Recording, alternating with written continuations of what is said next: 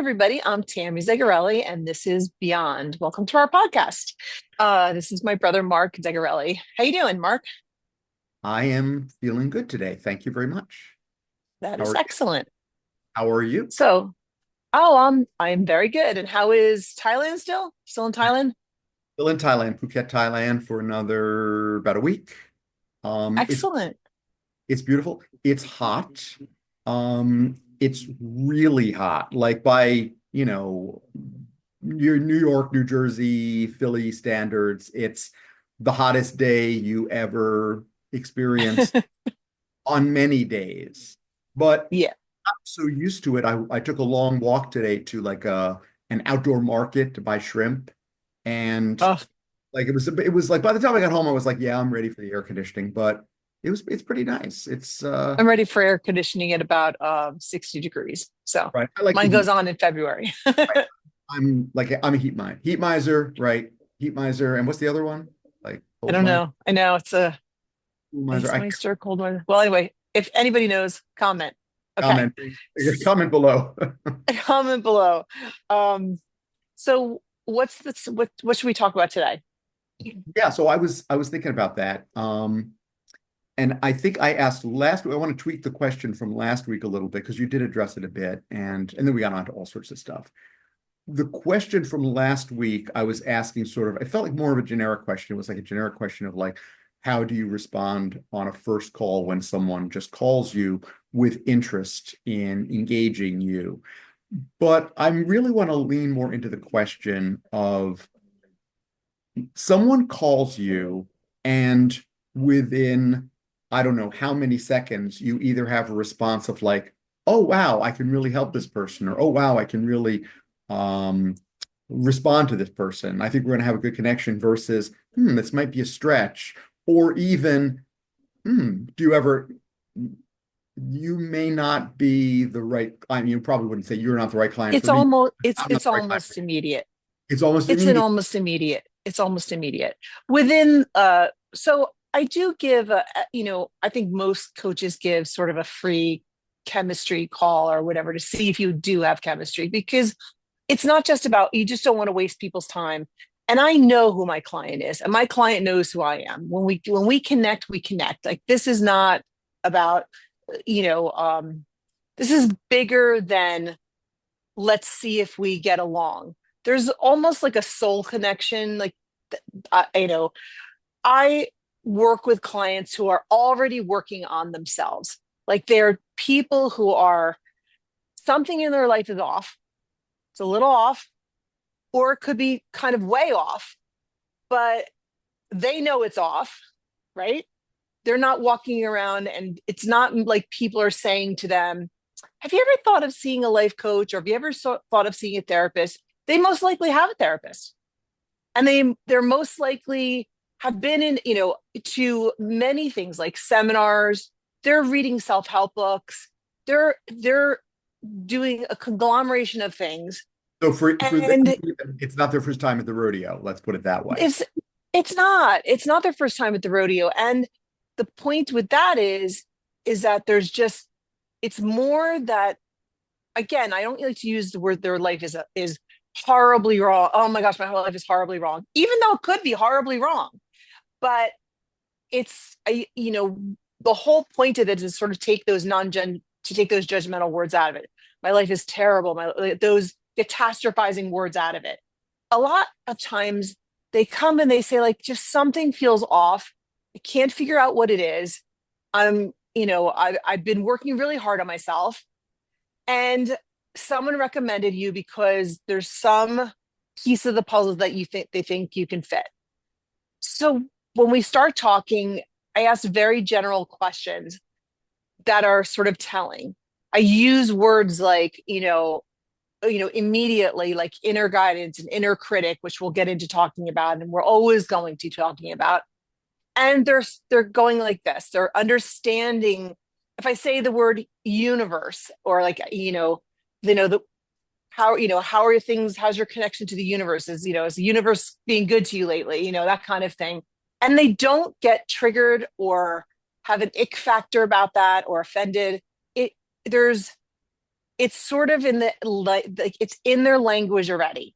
So Yes. once we start moving, yeah, right. So I can say to them, do you feel like you're being attacked by your inner critic, or you're having, and they're like, oh yes, like I just hear this voice in my head. And that's the kind of client that usually winds up staying, because we're already seeing eye to eye that way. I'm not a life coach that's going to be sort of, I think of like a hospital. The emergency room is triage, right? Sure.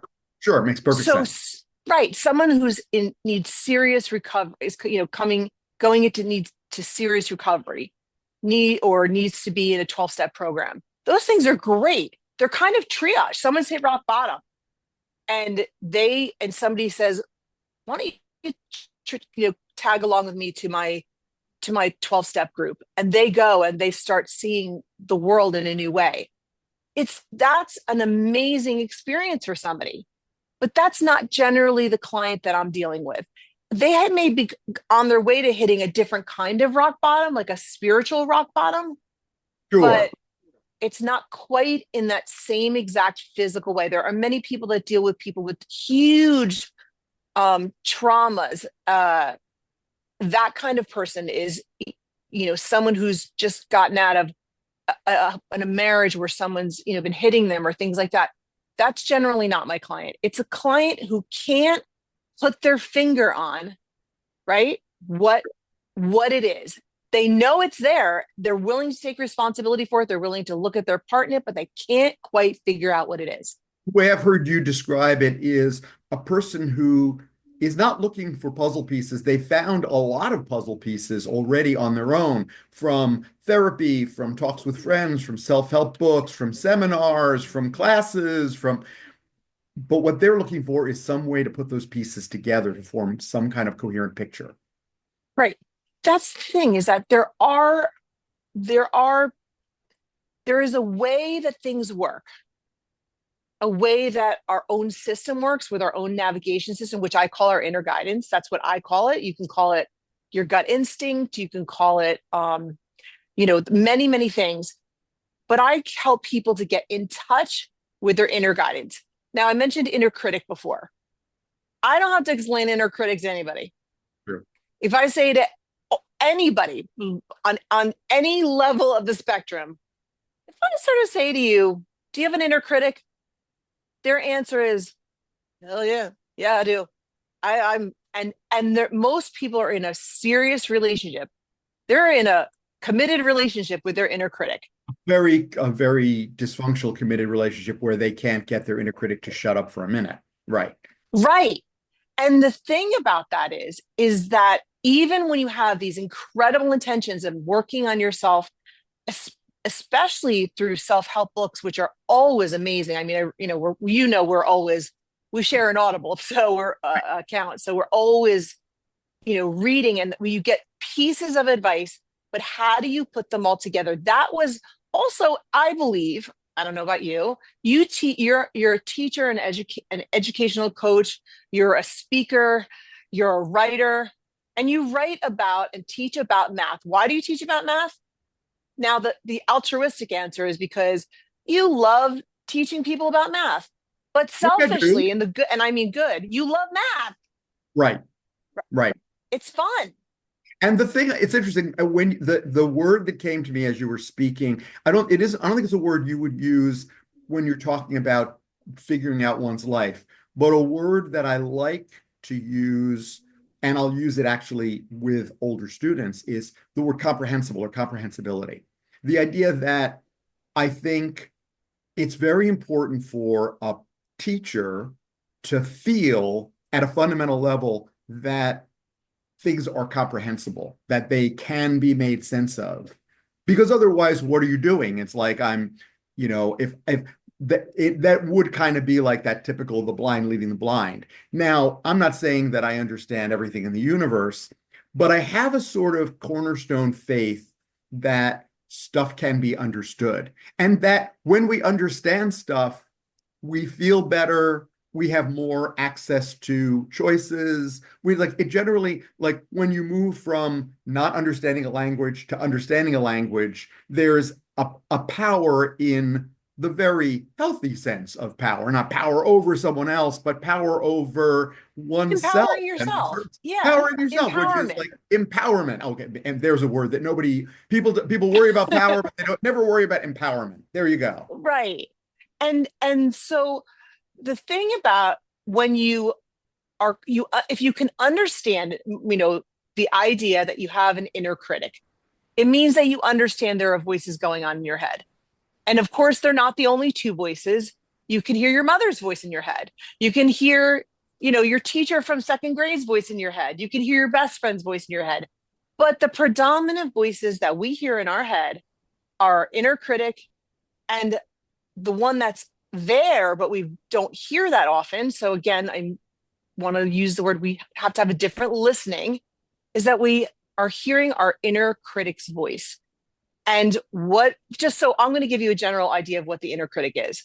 It's the conglomeration of every negative thing internally that we've internalized from our past or our present, our fear of the future, or it's the collective consciousness of the news, what's going on in the world, what's going on in our friends' lives. It's that negative collective consciousness That's right. that is residing wherever you look. And how do you look into the world and then hear that blah, blah, blah, blah, blah going? And how do you live a life peacefully? How do Yes. you calm that anxiety down?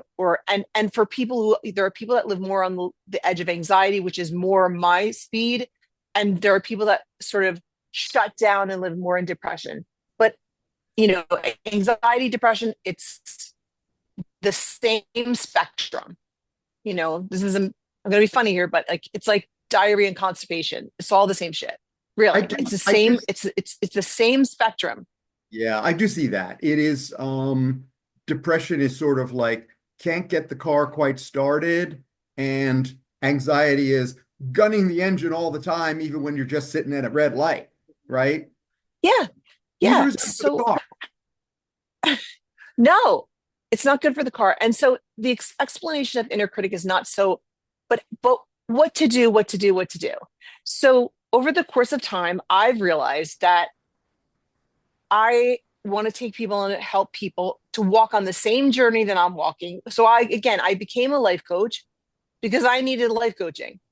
I'd been in therapy.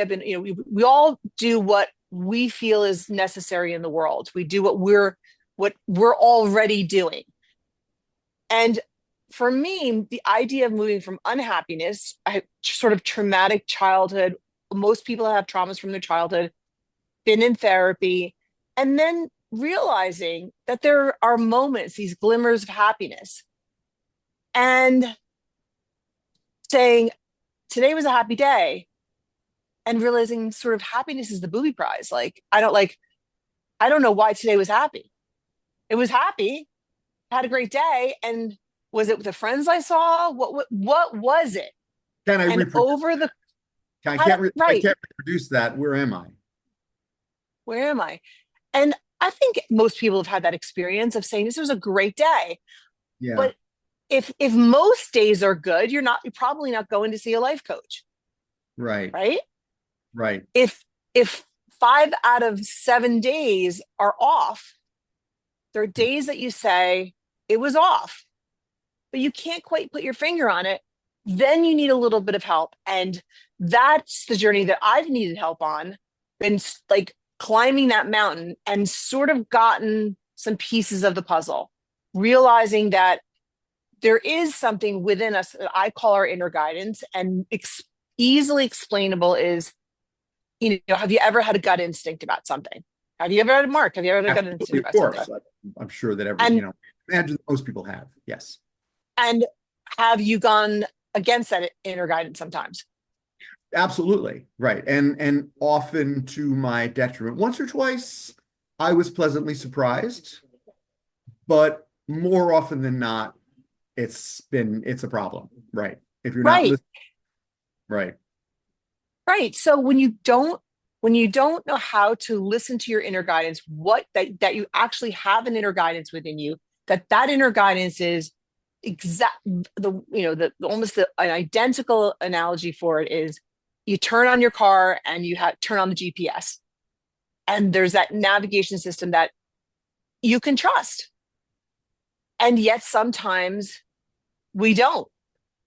But with a car, because it's external to us, we say, it says make a left or make a right, and we do it. And, or come into a roadblock on the road and we don't pull over onto the side of the road and cry and say, I'll never get there. We follow the navigational system around the roadblock and we keep going.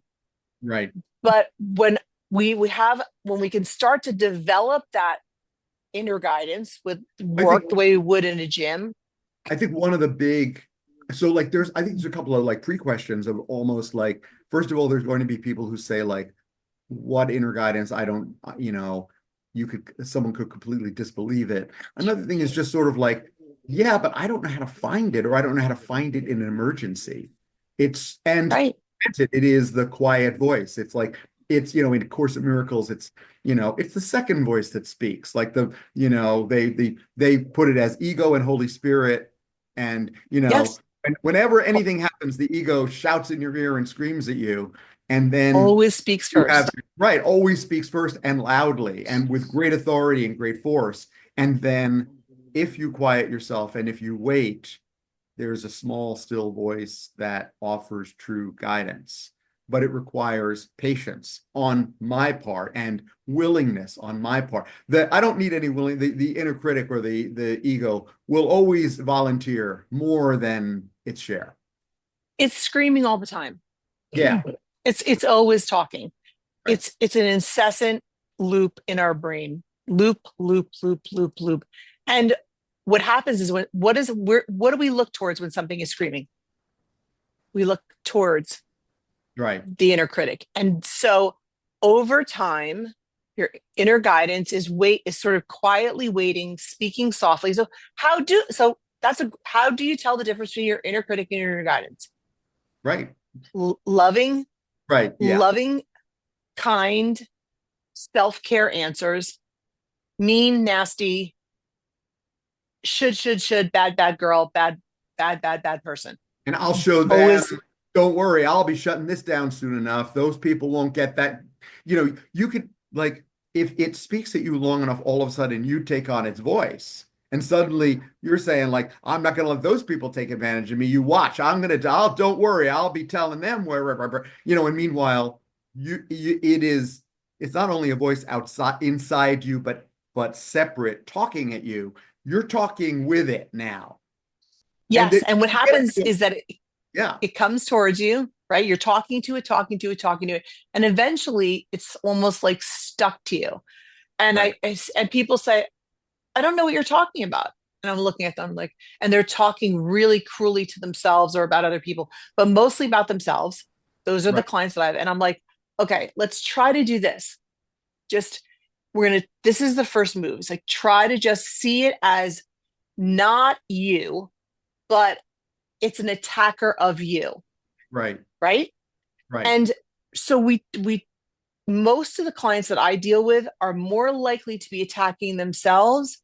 And sometimes it spills over onto other people. Absolutely. Right. But that's not their natural bent. Their natural bent is to sort of be like, see, I did it again. I'm such a bad person. Like, right. I'm not worthy. All these kinds of things. And it's like, okay, come on, let's just pull it away, because it is, to see it as a separate. So if you can see this as separate from you, and your inner guidance, ironically, is almost all people see as separate from them. Like, what's that thing that you're talking about? What's that thing? And they say, anytime, if you look in the mirror and for 1 second you think, oh, my hair looks nice, that was your inner guidance. And it's always guiding you towards things that, I think the word selfish gets a bad name. I think we should change the word selfish, to self-care. Anything that helps you to take self-care is good. Yeah. Yeah. Cause sometimes we feel like, oh, I'm being selfish. It's like, honey, You got to learn to be selfish. But that's the inner critic can grab a hold of that.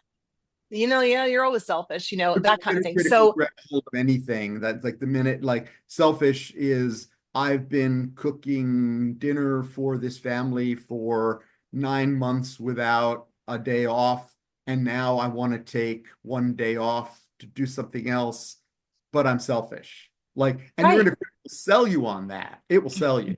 Yeah. Oh, yeah, it's on it. It's on it. So we have to say to ourselves, we're, selfish. I just say, as soon as you hear yourself say selfish, say self care. So this is a matter, a lot of the work is a matter of how do you, in a moment, a heated moment, a moment that's going sideways, whereas my favorite new term is going pear shaped, right? I think something is going pear shaped, and it's you're like, oh my gosh, what do I do now? Well, that's not going to be the moment that you're probably going to use your inner guidance for the first time. You're going to navigate with your inner guidance.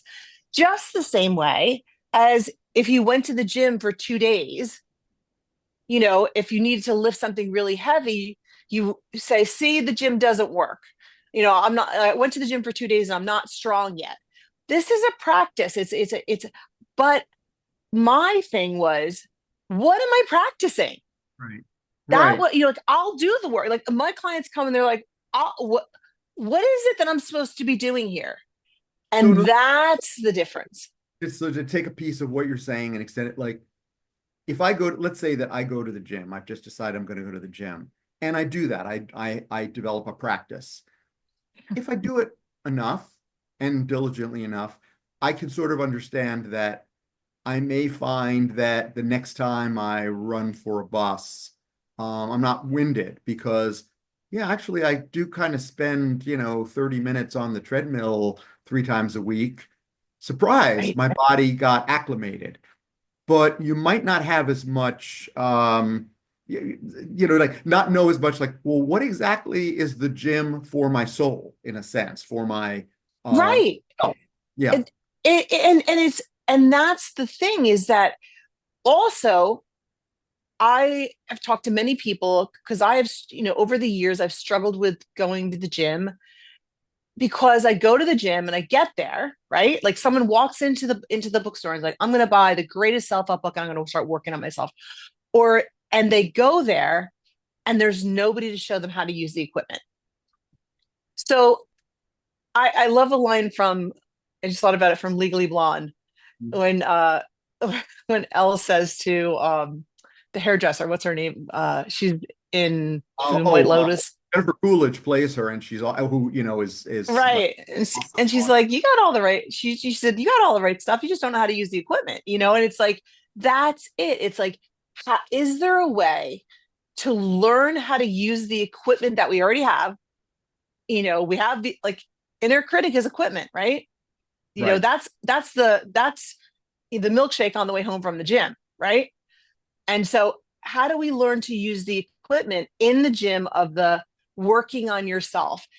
And so the beginning is I've had many people say, I don't have, what's an inner guidance? I don't have an inner guidance, for a second. And then I say, well, have you had a gut feeling about something? And has that worked out for you? Did you ever shake someone's hand like you meet them? And you just go, ooh, like, no, that doesn't feel, no, it doesn't feel right to me. Something feels off. Mhm. And I love the word off and on. Like when you meet someone that you are drawn to and it feels great, you're not afraid. So sometimes we're even taught to go against our inner guidance, which is saying, this isn't safe. This doesn't feel right. This feels off. Right. And how do we how do we train ourselves to listen Or to our inner untrain guidance? ourselves from not listening, even, right?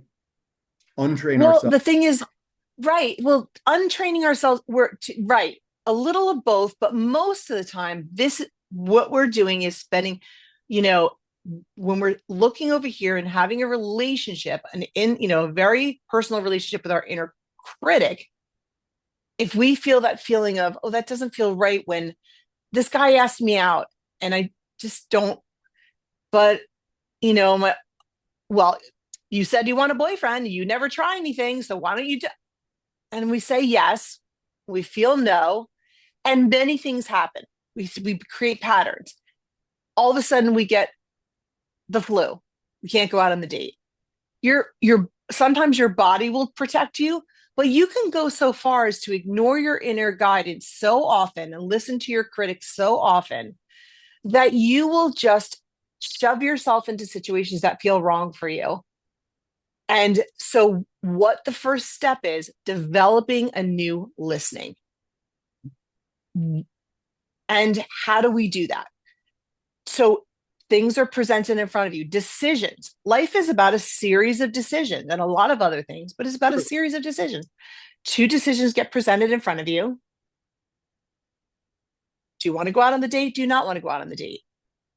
If you want to go out, if you feel like, oh my gosh, this is the guy, you feel it. Just every part of you feels relaxed and excited. Like, go. That's all signs point to yes. But if something in you is trying to convince you against your better judgment, so when someone doesn't quite understand inner guidance, I say it could be your better judgment, a feeling that feels off. It could be your moral compass. Your moral compass says don't have that fourth drink, or mom said to be home, a teenager, mom said to be home by 12 and someone's pushing you to be home by, well, what's a half an hour, right? These are the situations that come up. And so your inner guidance is sort of your better judgment at the beginning. Mm-hmm. And the feeling that I don't want to do that, but I don't know how to say no to this. They're the boundary we've ignored. So we have to start listening and giving. So here's the two, take this job or this job. They both make around the same amount of money. Maybe even the job that doesn't feel feels a little off, makes a little more money. And how do we make a decision? This is more money. I'm really in need of money. Mm-hmm. Why, do I have a right when I have to support a family to turn down the better money job for something that feels more right to me? Right. And the answer to that question is yes, because this is a lie. When something feels off, when you follow the path of things that feel, and here comes the word, even slightly worse, we're going to divide ourselves in half, right? Mm-hmm. And things either feel slightly better or slightly worse. And sometimes, or we don't know how they feel. We're really stymied. We're shut down and we don't know. So something like, do I want it? Which job should I take? I don't know. Put a pause on it. When in doubt, don't do anything. Just And that's pause. something that I'll I've get gotten back to do in the last weeks or months, is that I don't know is a completely valid place to be, and that it needs to be, I don't know, needs to be honored, and that even the act of honoring, I don't know, admitting like, wow, I really don't know which way to go on that, it could be the thing that helps to break, first of all, it could be the thing that helps to break the tie in your head. If you say, I don't know, and someone says you should know, or some, you get a sense of, oh well, I yeah. don't know, or you really do know, and you're not saying, like, if someone just honors that and says like, oh, okay, I get it. You don't know, and just like leaves a space for that. The next thing that could come up is, yeah, well, that job is really far. I kind of don't want to spend 45 minutes in the car every day. Sounds like Right. you're, I call that place I don't know land, yeah. because I think it's really important to give language to what we're feeling. If we say, many people say, well, just do what feels better. And for me, that was too far of a Mhm. gap to really get it. I was like, I'm not sure what feels better. But even a little kid, if you get down on your knees and say to a kid, does this feel slightly better? Which out of these two vegetables, there's broccoli and there's carrots sitting down on the table. And they're like, I don't like vegetables, which is fair because they're sensitive. And you say, which one tastes slightly better to you? They're like, oh, carrots for sure. They'll taste slightly better. What Neither one of them tastes better than chocolate, there's a right? there's a thought that's been rattling around my brain for the last couple of minutes, and I wasn't sure how to put it. Now, when you say this last thing about um, listening to your feelings, the thought that was occurring to me was I was thinking first, because your example was about going on a date, and I was thinking about the way that women invalidate their own inner guidance. And then I was thinking, Absolutely. but Men too. Men too. that's what, no, I wasn't going to say men too. I was going to say, hell yeah, men too. That's what I was going to say. That Yes. like if one way that women do it is by devaluing their own feelings, like I shouldn't really want that, and we know what that kind of looks like, and you could speak to that. I think guys do it in another way, where guys do it as like, man up, like, you're feeling, like it's like a woman might go like, I'm Very true. feelings, but I don't know how to act on these I know what they are, but I'm too timid or afraid to act on it. Whereas a man might say, like, those feelings are for wussies, and one of my, is like, just do what do what you're supposed to do. But either way is invalidating and not honoring and not Okay, so upholding I'm going to say to you, boundaries. this is awesome. Yeah, The reason this is awesome is because this is what snappy, quick language does, which is why I want to give new language, because I'm going to give you a couple examples that we hear in our heads, inner critic speak, that we are in the past 50 years, everybody's all in on. Man up, buddy. right. No pain, no gain. Yep. Toughen up. You know, hustle and grind. Right? So And when you what by happened the way, women are buying into that too. There's women who are, if you want to make it in a man's world, here's what you do. Like if you want to make it in the boardroom, if you want to make it, so that you didn't even catch the first one. It's a yeah, man's world. it's a man's world, There's a right? song. It's a man's world. And Right. my point is that the inner critic has lots of language Yep. and has these. So how do we start giving language to your inner guidance? Right. How do we start giving language to that? First of all, naming it inner guidance and inner critic. Now we could, as like you said, there's many spiritual books that could say, God and the ego or God and the devil. Like I don't the words don't matter. It's the essence of them. So we're trying to find sort of non-triggering language, but we Right. have to find language because if we say slightly worse, and I say to people, I'm emphasizing the word slightly better. The word slightly will change your life. So when you like again, can you see the difference between a kid saying, I hate all vegetables, Right. but which is slightly better? Because you're gonna eat a vegetable, you need to eat some vegetables tonight. Well, I'll eat the carrots because they're Right. slightly better. Correct. If we say which is better, none of them are better. So I don't want to eat vegetables. Chocolate's better. They're not, the kids got it going on. They say what's, but the thing is, so you've got to be specific. And so now we move to when we start to listen, we start to turn and listen to our inner guidance. What we're here. So, how do I know it's my inner guidance talking? It's soft, usually, it gets louder. It's always loving. Love is the basis. If we go spiral down to the basis of the inner guidance and inner critic, the basis of it is love with inner guidance, always loving, and down to the inner critic is always fear, love and fear. Now, all of kinds of emotions lay on top of that, like are built on those foundations. But Right. if we don't think about it that way, is this a loving thought?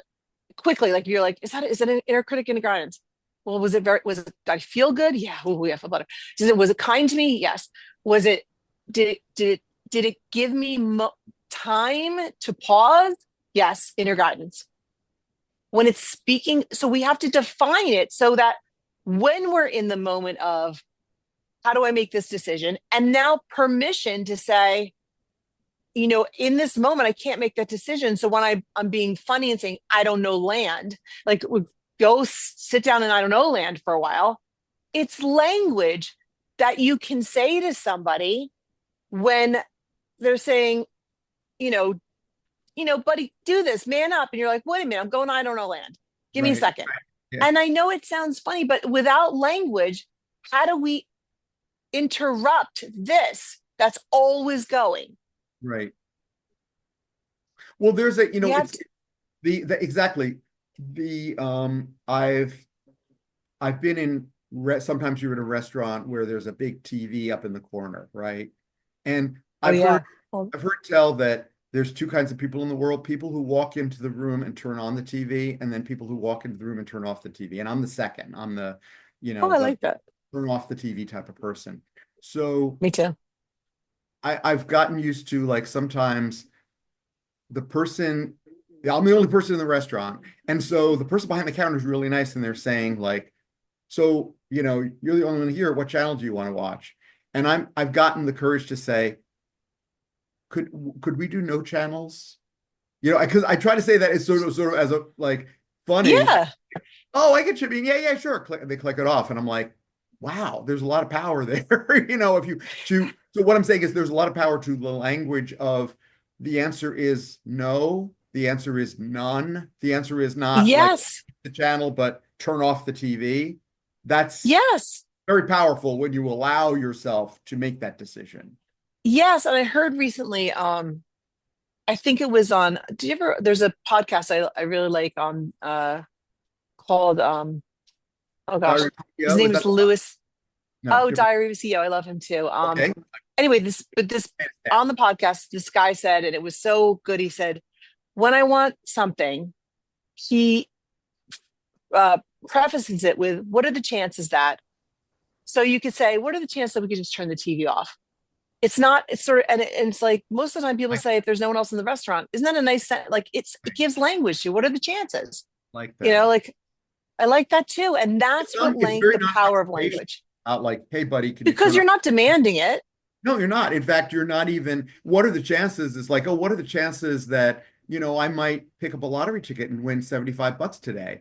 Well, that might be nice, Right. right? But I'm Yeah. not basing on it. I'm not basing my life on it. Right. I like language. And also he said he used it in a situation where situations where, he notices the airplane's very empty. What are the chances I can get an upgrade to first class?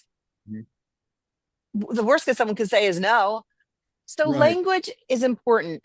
And now we started with asking like, what do I do? How do I know if someone's right for me? Or when I start talking about this kind of learning, it's a new learning, right? This is what we're going to be doing in coaching. We're going to be learning. And this is the reaction I get is, oh, I never thought about these things. And like that would be great.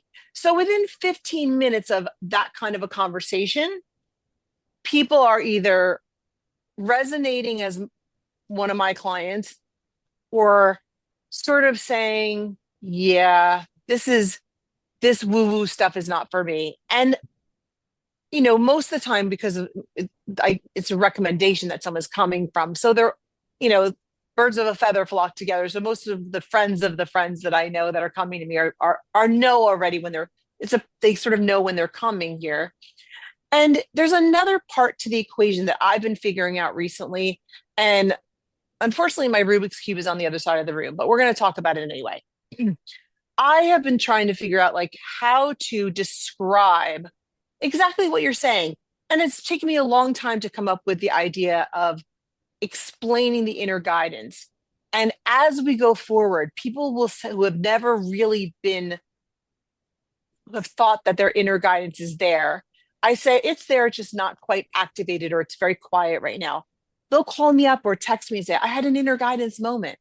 And my inner guide, like I was thinking about doing something and my inner guidance sort of prompted me in a direction. And that's amazing to me.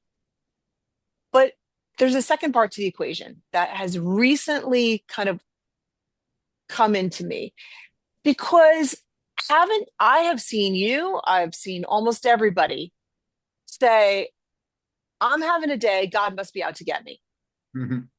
I'm sure Right? everyone feels that from time to time, I imagine. There's like, are you kidding me? It's the first of the month already. Like, and I didn't get my commission check is now coming on the 4th and rent is due on the 1st. Like, this is just, so we have a way of understanding the world through our internal dialogue, and what we think is, the world is out to get me. God is out to get me. Things are just not, they're not flowing in my life. But we do think of things because most things are either internal, right? What I'm thinking, what I'm feeling, or we're talking to a friend on the phone that's external to us. So it's not an unusual thing when we don't know who to blame.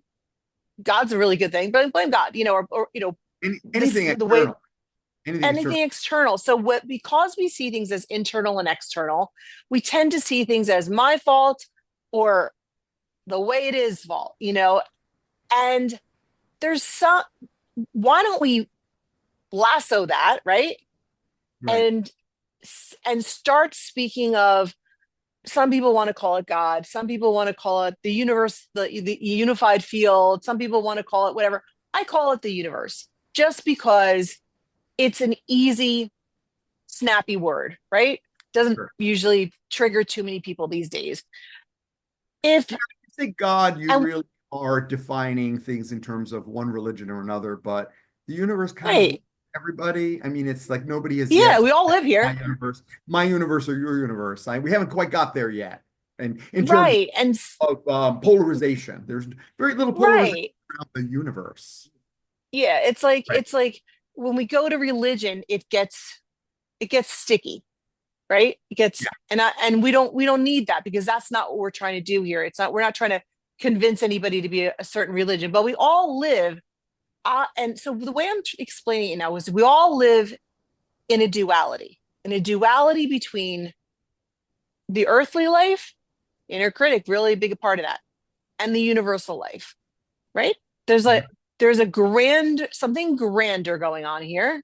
We all feel it. Well, and we have nuts and bolts day to day life and sort of earthly rules, and they're different in different, like in the United States, we drive on the right side of the road, I think, right side of the road. And in Australia and England, they drive on the left side of the road, right? Yep. So those are they're earthly laws. I love the word laws because it's a law. And earthly laws, I mean, even as far as, let's go out there, like earthly law, right? Gravity. Just drop my glasses. It always goes down. But that's an earthly law, because if you take these glasses up to the moon, when you drop them, they're going. Yeah, they're So that different. on They, Earth, gravity works the same way here, and we can break earthly laws. We can, right? You can break a law, drive, the speed limit is 70, and you can get away with breaking an earthly law, you know, you you can get away with it. But right. universal law Or not. But you're right, but that or can happen. not, But you're saying, right? but universal laws are like when you're talking about a universal law like gravity, it's like, No, universal law, that's not a universal law. I'm talking about okay, you're gravity is still, it's the far, think about how the way we the think of earthly, gravity on Earth versus the way that gravity works in another place. Okay, right, understood. universal Got law works everywhere. it. So Okay. I'm Got saying you're on a rocket ship going to the moon or the space station. You're going to be spending 6 months on the space station. Okay, it's, that exists, right? So it's like you're going there. I'm taking the idea of the laws of the universe, like the law. I'm going to use. Sometimes people are triggered by this, but it's getting to be part of the way we talk these days. Law of attraction, right. Hmm. karma, resonance, the law of resonance. Like, what you put out is what you get back. If you are on the space station and you drop your glasses, it's gravity's different up there. It may be floating for a while. Right. Right, right. Right. So, but if you put something negative out to someone up there, that it's coming back for you. That's universal law. Universal law can't be defied, right? Right. I love this, and you know how obsessed I am with uh the Wizard of Oz and now Wicked. Defying gravity. That's we can defy gravity in a sense. We can. That's how Orville and Wilbur Wright got off the ground, You defy right? gravity. frequently, every time we walk upstairs, right? Or an Right, elevator or an airplane, right. right? Yeah. But universal law, and there are many pieces of it that we're going to keep talking about. I would love people to be sending in ideas of what the difference. And I kind of think about it, if you want to break it down sciencey, because I you love the sciencey and I do. things, is that Newtonian science is sort of earthly law. Yeah, Quantum mechanics science works gets in a into right in a certain under certain sets of conditions that are very common on Earth. But when you're talking about what's happening next to a black hole, which granted we don't experience very often, or what happens on the very small quantum level, these things are suddenly not covered by what Isaac Newton knew about. Right. right. And also these days, quantum science, it's like our cell phones. Mhm. I mean, they're using quantum mechanics to, without quantum mechanics, you can't create a cell phone. And so we're as we evolve AI, all of these things are using Newtonian science, Newtonian, quantum mechanics, not Newtonian science, quantum mechanics, quantum science to further think. This is where the duality starts to come in.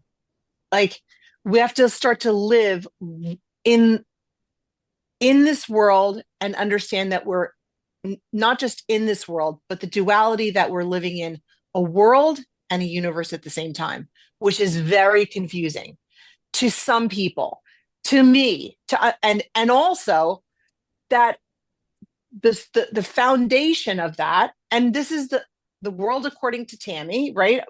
I'm not saying I'm not here to prove this to you, just the way, like, I love Esther Hicks, right? And she talks about law of attraction. She's not, eventually she just said, I'm not here to, you have to prove to yourself whether law of attraction works. Well, the That's thing that it's when you're speaking, the thing that came to my mind is there's a Buddhist saying, before enlightenment, we chop wood and carry water. After enlightenment, we chop wood and carry water. Now, what does that mean? It sounds like nothing. It's like love before. it. In my opinion, what it means is before enlightenment, we chop wood and carry water and complain about it all day because it sucks and we hate our life. After enlightenment, we chop wood and carry water gratefully and awarely and with having accepted that this is earthly life. And that's it. Right. And that's it. And the thing about humans is that we are meaning making machines. Yes. So why not understand what, try to figure out, for me, what I call now, with understanding universal law and sort of, internal law, like the navigation system that's inside of us. Is it provable on a podcast with Mark and Tammy? Well, if you're looking for that, Maybe it's provable on you want another to be podcast. watching a different podcast, right? Correct. Yeah, I So think we both got there. we both got there. Yeah, Okay. right. So, but what made me have this epiphany was was I was watching and saying, like, I was watching YouTube. We've talked about this before, and and somehow popped up somebody doing a Rubik's Cube. And I scrolled past it because I'm like, oh, I'm not smart enough to do a Rubik's Cube. And then I watched another one. It was like ching ching ching ching ching ching ching ching ching thing. And then I scrolled past it. And the third one was how anybody can do a Rubik's Cube. The rule of how to, like, and so I bought a Rubik's Cube, and there's a certain number of moves that if you learn them, they always work. A Right. Rubik's Cube works the same way every time. And so I thought to myself, through my experience, I have learned, and through the myriad of books I've read and the wise people I've listened to, that there's sort of a way that this universe works Yeah. that doesn't work, that doesn't always work in the earthly realm. Mhm. Like, love is more powerful than fear.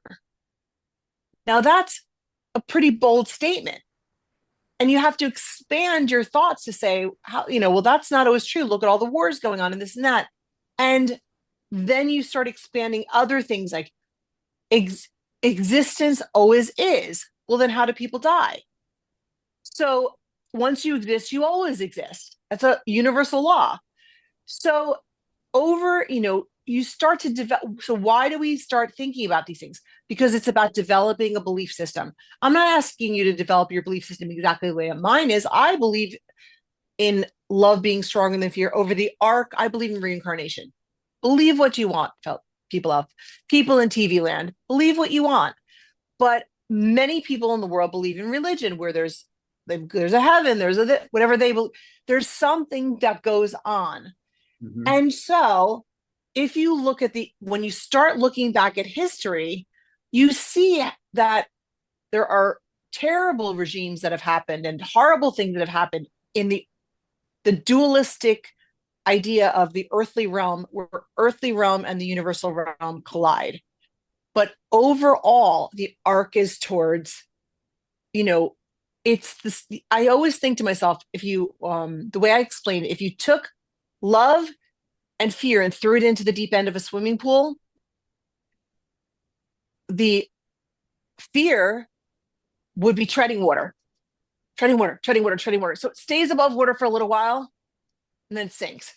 And love, if you threw it in the end of a deep end of a swimming pool, it floats. Makes sense. I get the metaphor. Yeah.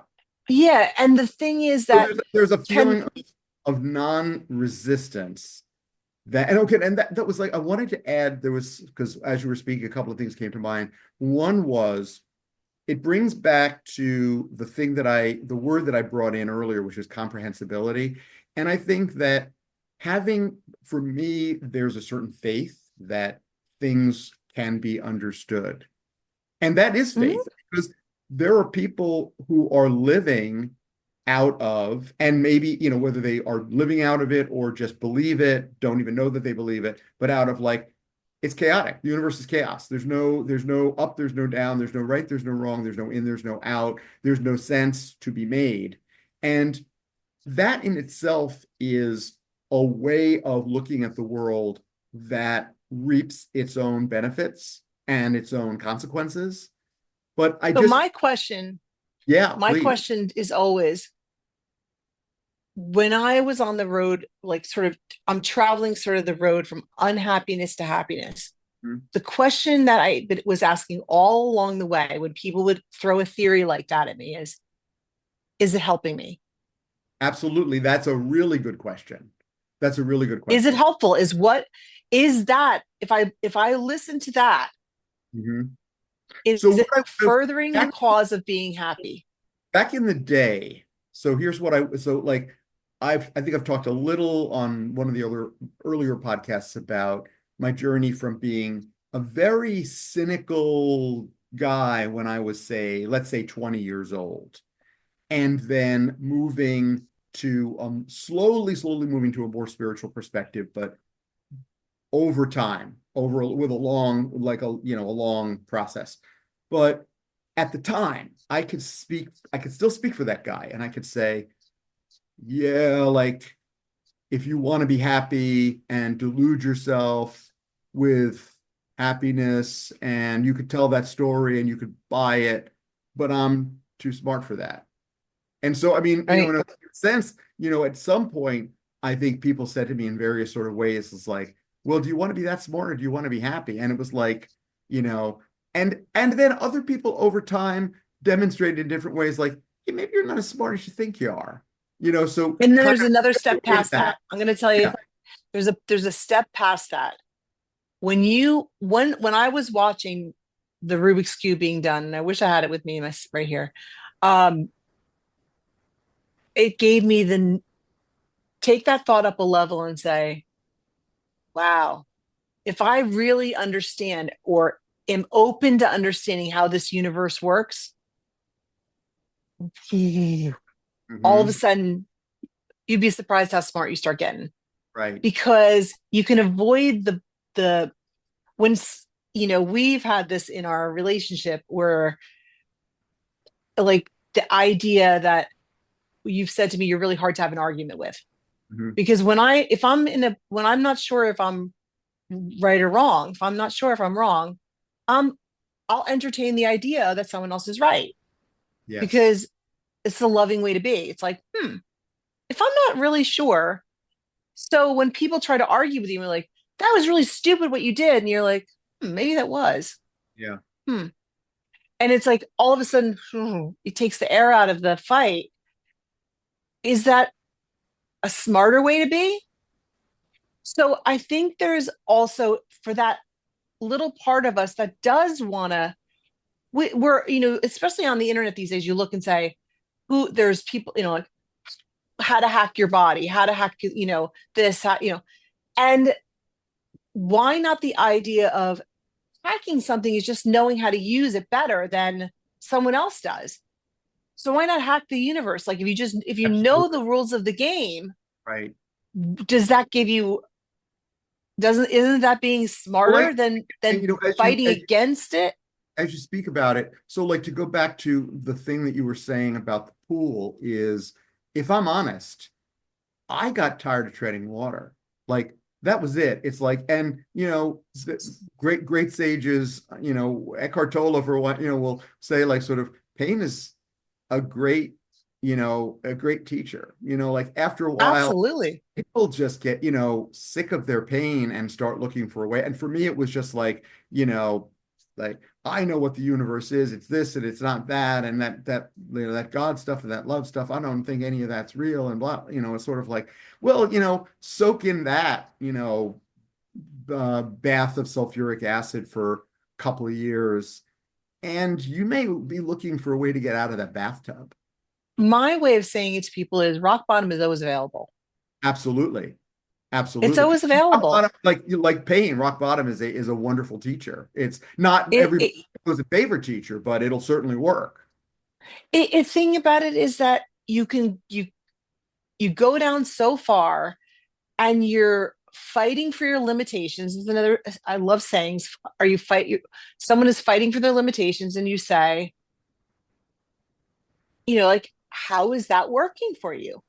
Right. Have for me, it's after a long enough, if you've come from, especially if you've come from trauma and you've come out of trauma, again, triage is different than surgery, and surgery is different than physical therapy, and physical therapy is better, is further than, like, then you go on to rehabilitation, and then you go on to health and wellness. And so Taking care of that all body along the that you way. needed surgery for, or like, taking maybe, yeah, Right. sure, But sure. in the beginning, when people are really down and out, it's triage. And so you're going to be going to trauma therapists and people that are like really are, we're just one, sliver of that.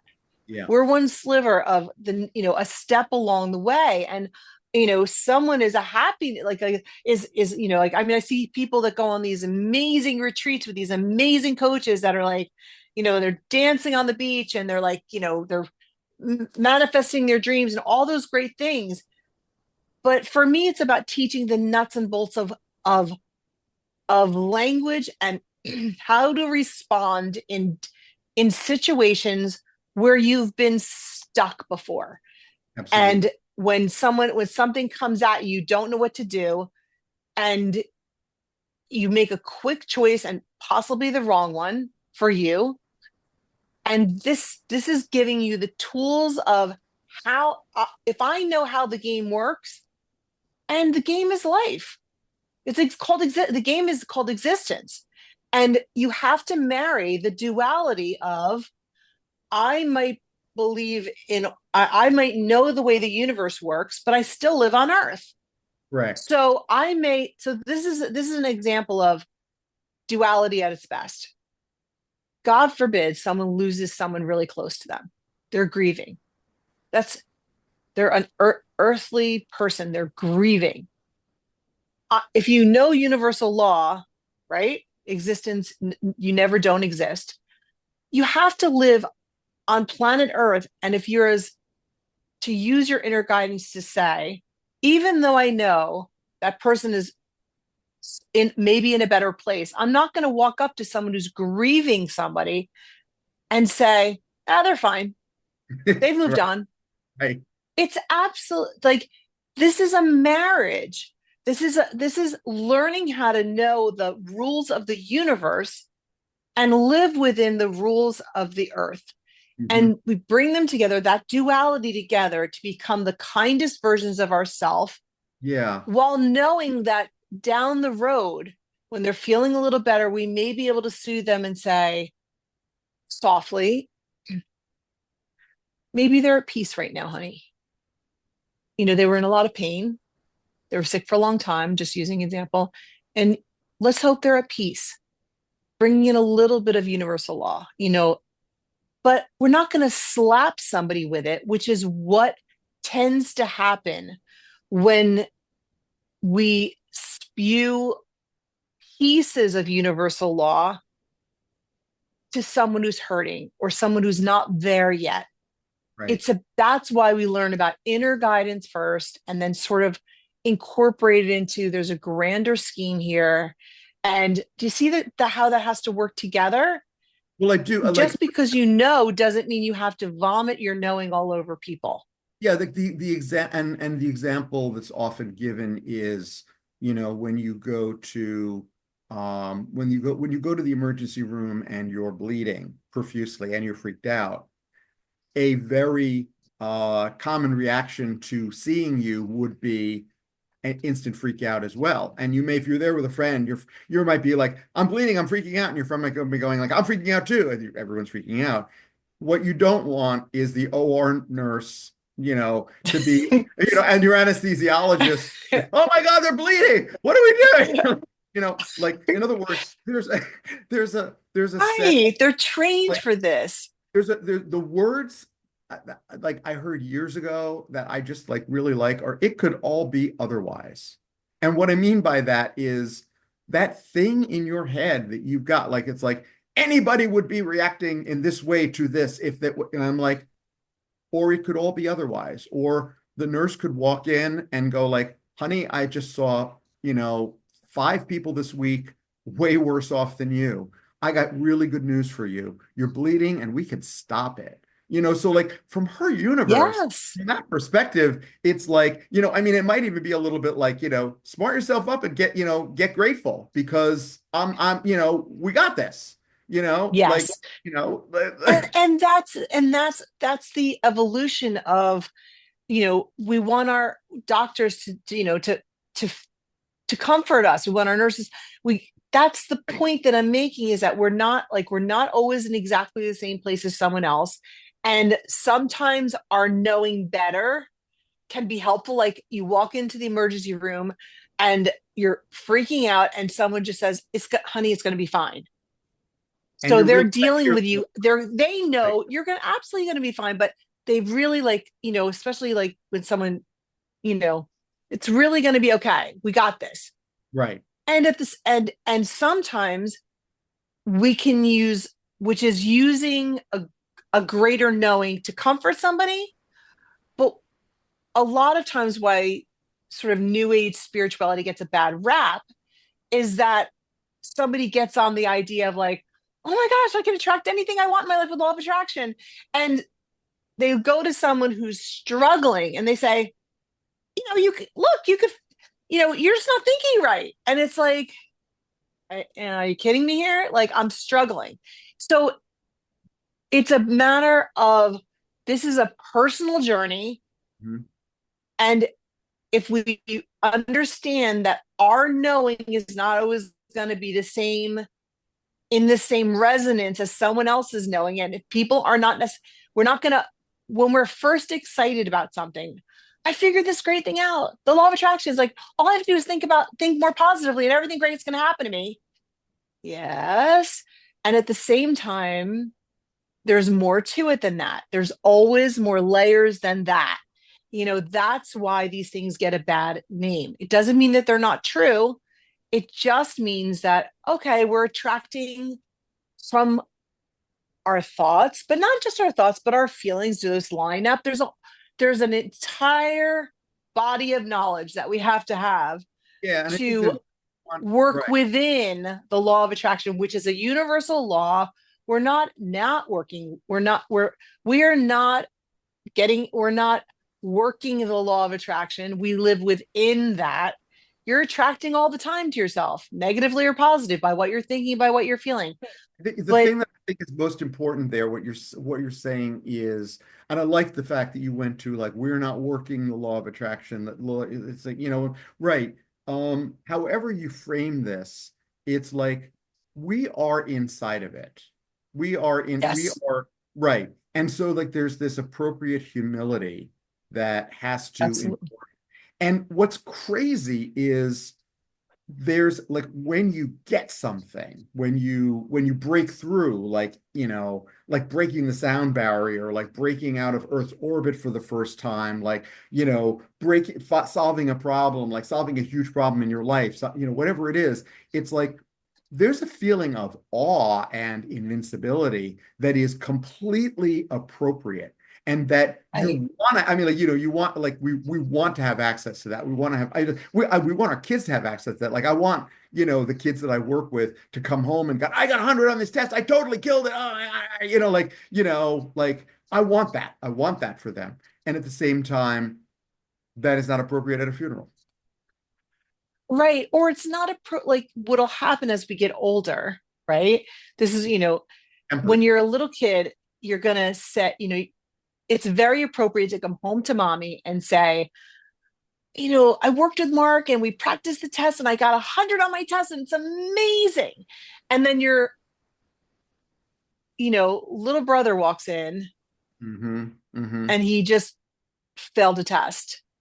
And when you're a kid, you're like, no, no, no, no, I got an A. You got to be, that's, this is called the maturity of understanding that we are not, we are existing. That's why I love the idea of we're existing in a dualistic world where we are not the only ones that matter, Right. right?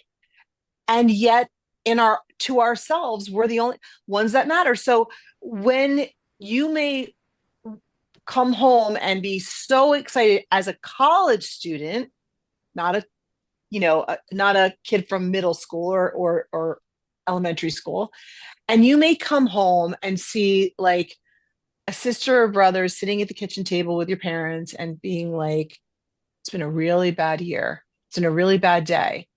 And so you might have had the just aced a test, but now you're in college and you kind of say, duly noted, I'm going to put this on hold, tell mom and dad later how great I'm doing. And I'm going to sit down and sort of be there with my sister who's having a really bad, just found out that she didn't get into college of her choice or whatever it was that happened. This is duality. Reality is duality. It's like we're not living in one world, we're living in a world within a universe. And that combination is the evolution of happiness. Is not just one, it's multidimensional. There's a happiness that's our own, Yeah. Yeah. but happiness is it's layered. I think also It's like happiness is directional. Like the way I think of it is like there's a happiness that goes up. Like there's a happiness that just joyfully upward, and we understand that. But there's also a happiness that goes in a different dimension inward. And that's like the happiness, abs- the soulfulness. And that's like and you need both. Like, I mean, I think about, both of our grandmothers, I thought both had both aspects because yes. from their age, they were both able to be really, I mean, like silly and very irreverent in a way that our parents certainly couldn't be. Like they couldn't, they were like when you're towards the end of your life, you're like, this stuff doesn't mean as much as you thought it did, and they kind of both Yeah. a little of that. But at the same time, because their perspectives were tempered by real suffering and real, like of Sure, they both lived through the depression and they both lived through a number of she their, lost her son. I mean, that's like she lost her son at age 15, and that changes everything in a way that it can't even be fathomed, or it's unspeakable. You can't even speak about it, and that Right. she then found irreverence and joy and fun in helping to Or raise grandchildren. her grandchildren. Like, that's a blessing. But when we needed the perspective of depth and concern and caring, that the soulful perspective, she had that too. And Right. we need both. Right. Absolutely. And that the question, these are the questions that people are, I was saying, and it's like, where does that perspective come from? It starts by getting to know how you operate. Where are you operating from? Again, you know, this it starts by I have an inner guidance. We have a perfect navigation system, a GPS that lives inside of us that we are not, it's always on and it's quiet. So we can, how do we take control of I mean, how do we become one of these wise people? Right. Well, there's lots of ways you can become a wise person.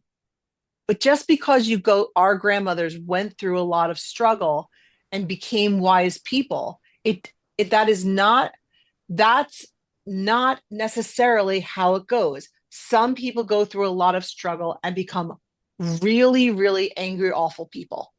So, because I mean, especially the people who are probably the most hurtful people in the world, the the the saying hurt people, Right. right? So if you don't want to become, if your destination is happiness, and the sort of the definition of happiness is, let's just throw in love, authenticity, gratitude, appreciation, generosity, you know, feeling good.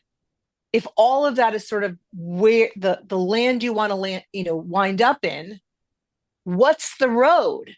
And that to me is what we're doing Mhm.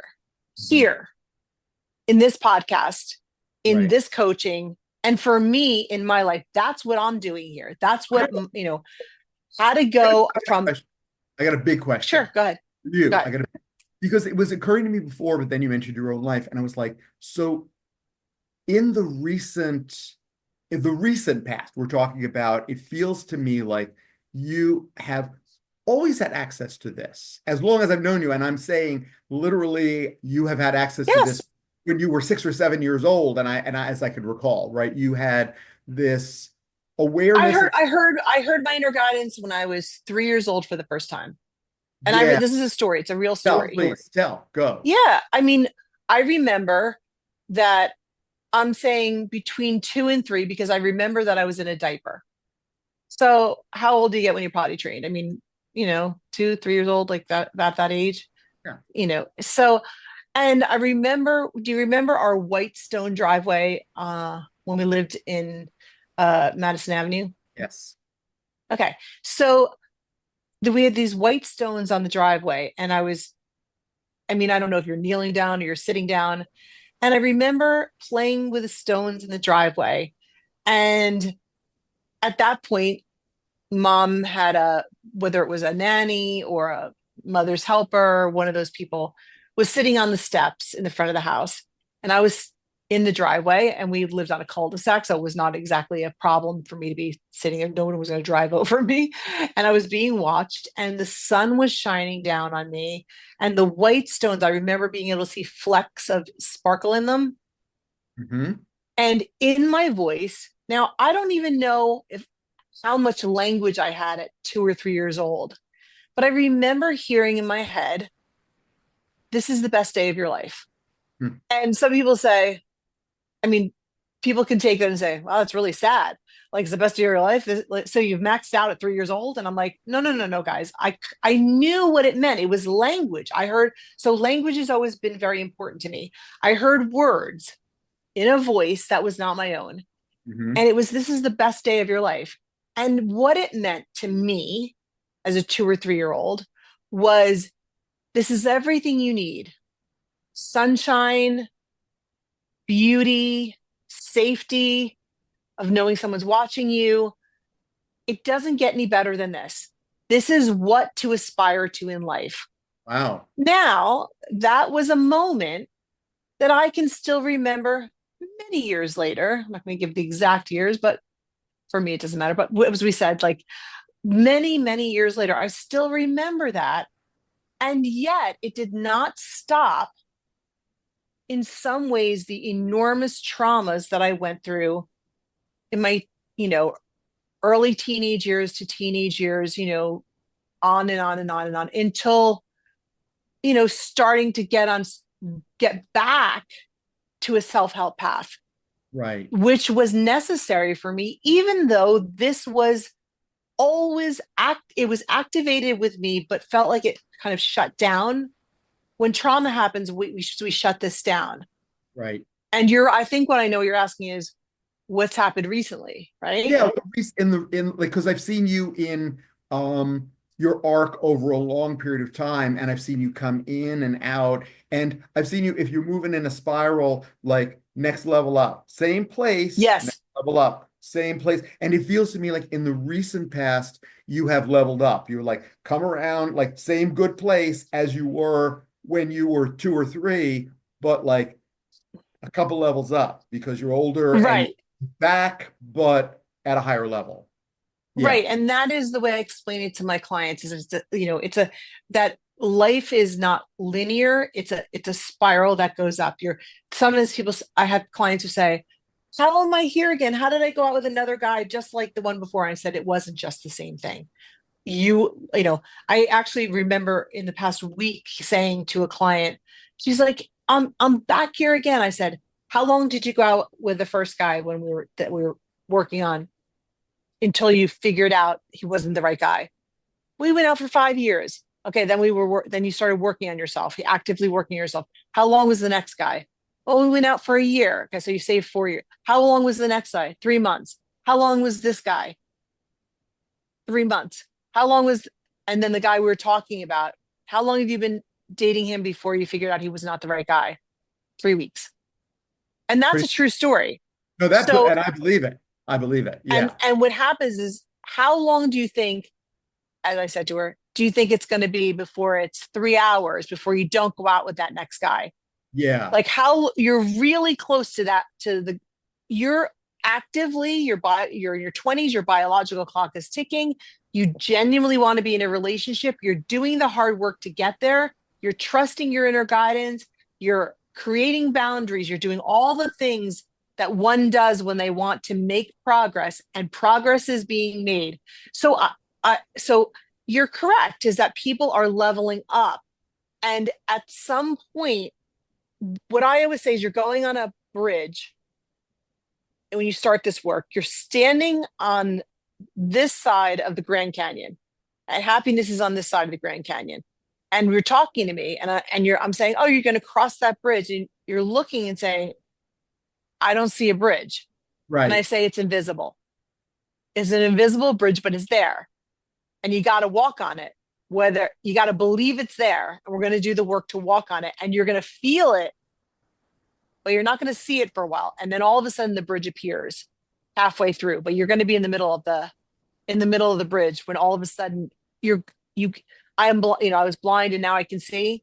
So this is the thing, is like, when we first start doing self-help work, we're facing in the direction we do not want to be going.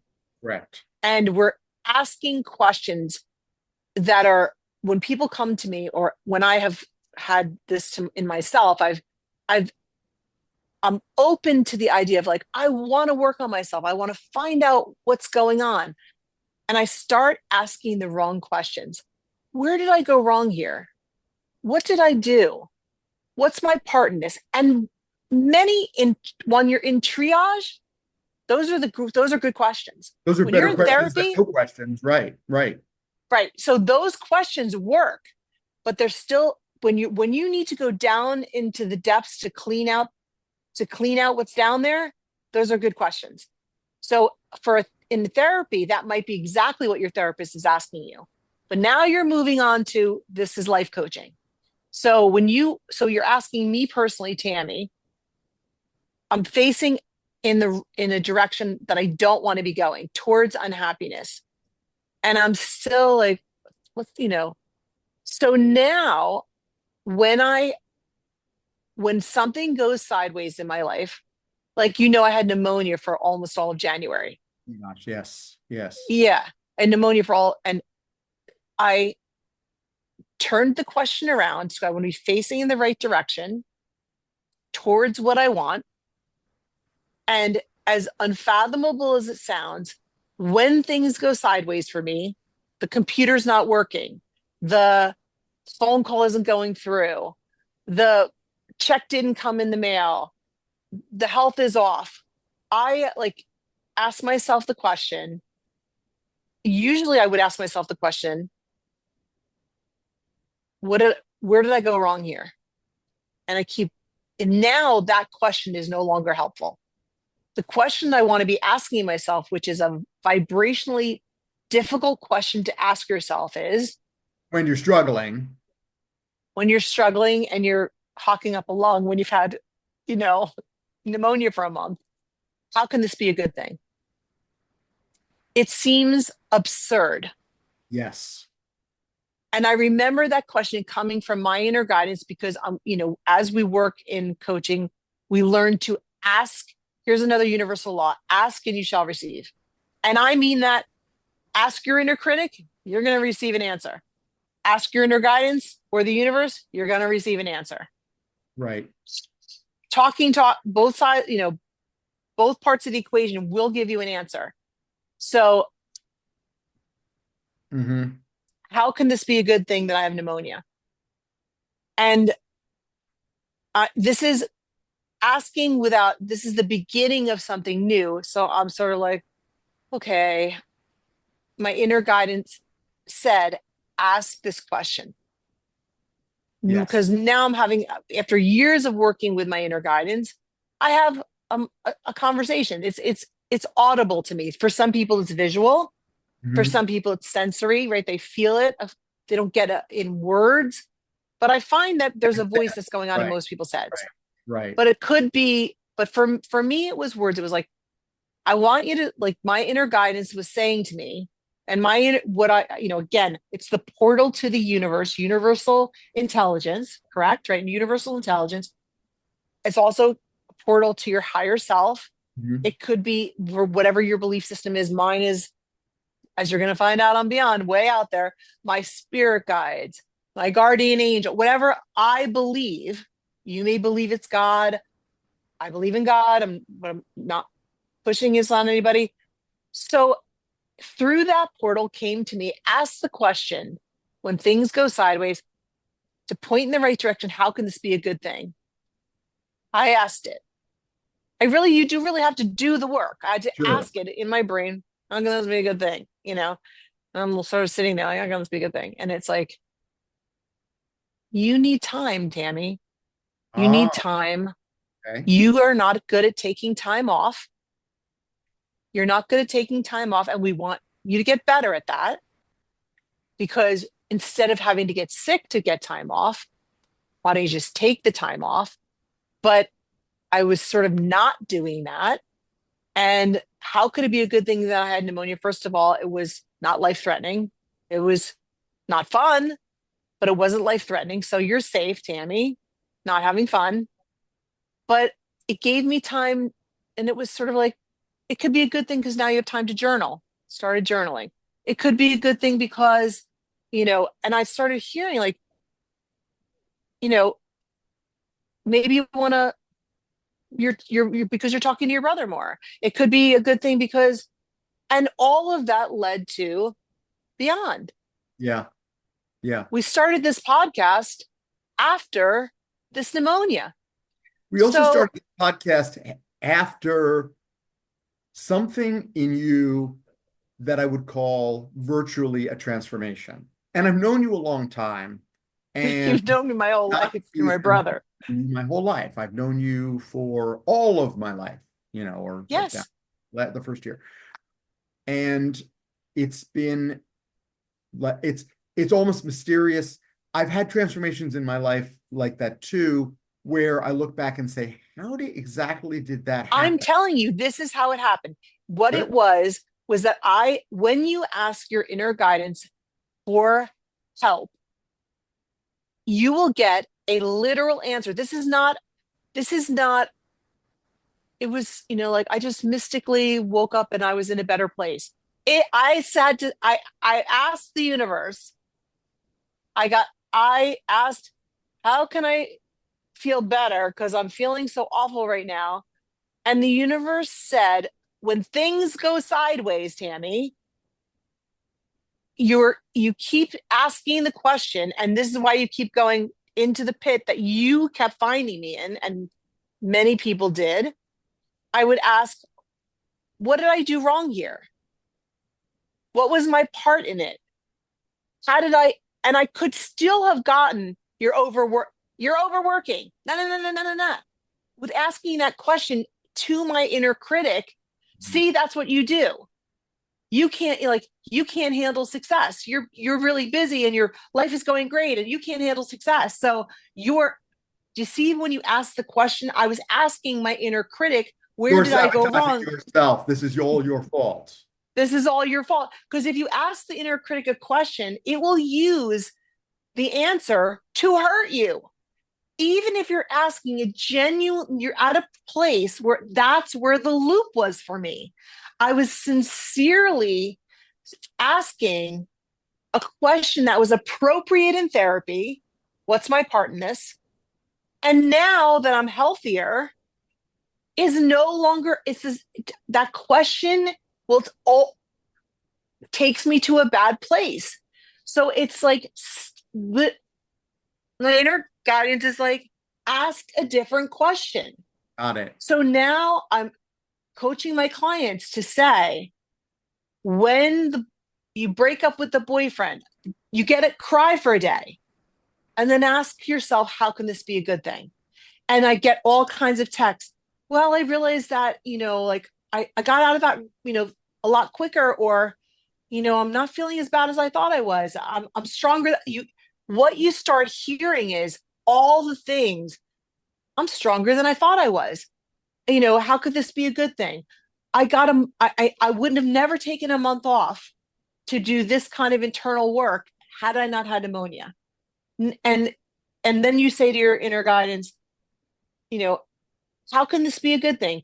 Well, you can also learn that you don't need to have pneumonia to take a month off. Oh, I don't? Okay, I can schedule in breaks, ask the universe, and the universe delivers. It will answer your questions. Just as and people say, "Oh, I don't believe in that." But you believe you when your inner critic is talking nonstop 24/7, Right. you're believing it hook, line, and sinker.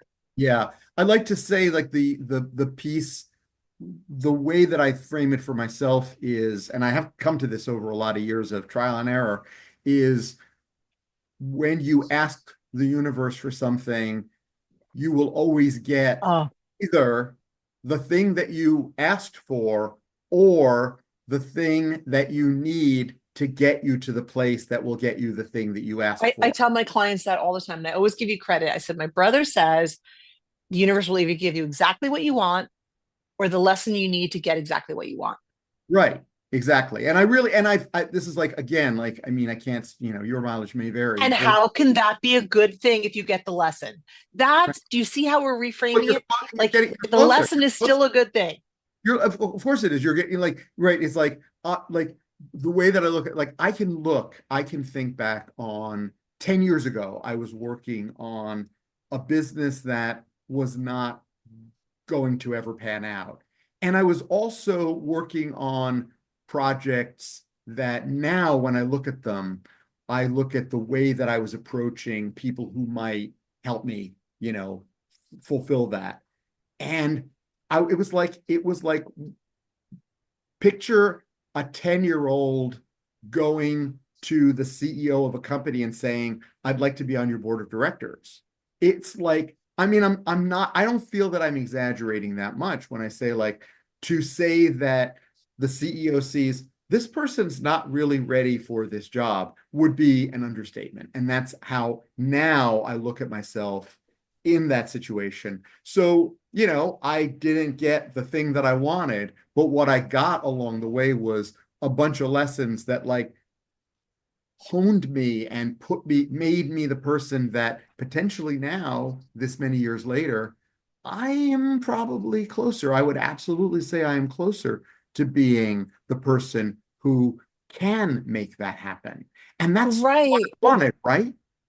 I mean, Right. And what I really wanted was, yeah, I want a magic wand that just gets me everything I want. And it's like, but that isn't what the way the universe works either. The universe works is over, like, oh, you'll get what you want, but you're gonna, oh, there's your magic wand. Very nice. Right. I want a magic wand. yes.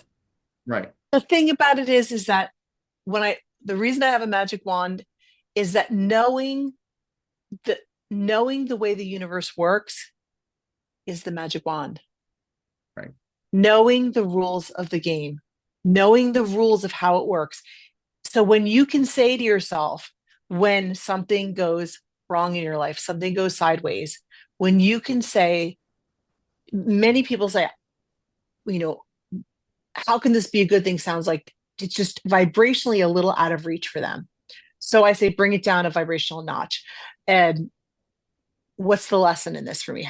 How can I get the lesson for me? Right. Okay, if I can't do that, how can I you know, how can I have accept this, this situation? How can I, manage? So you're gonna, but whatever the question is that because we're all like, because the question is that's facing the wrong direction is, why is this happening to me?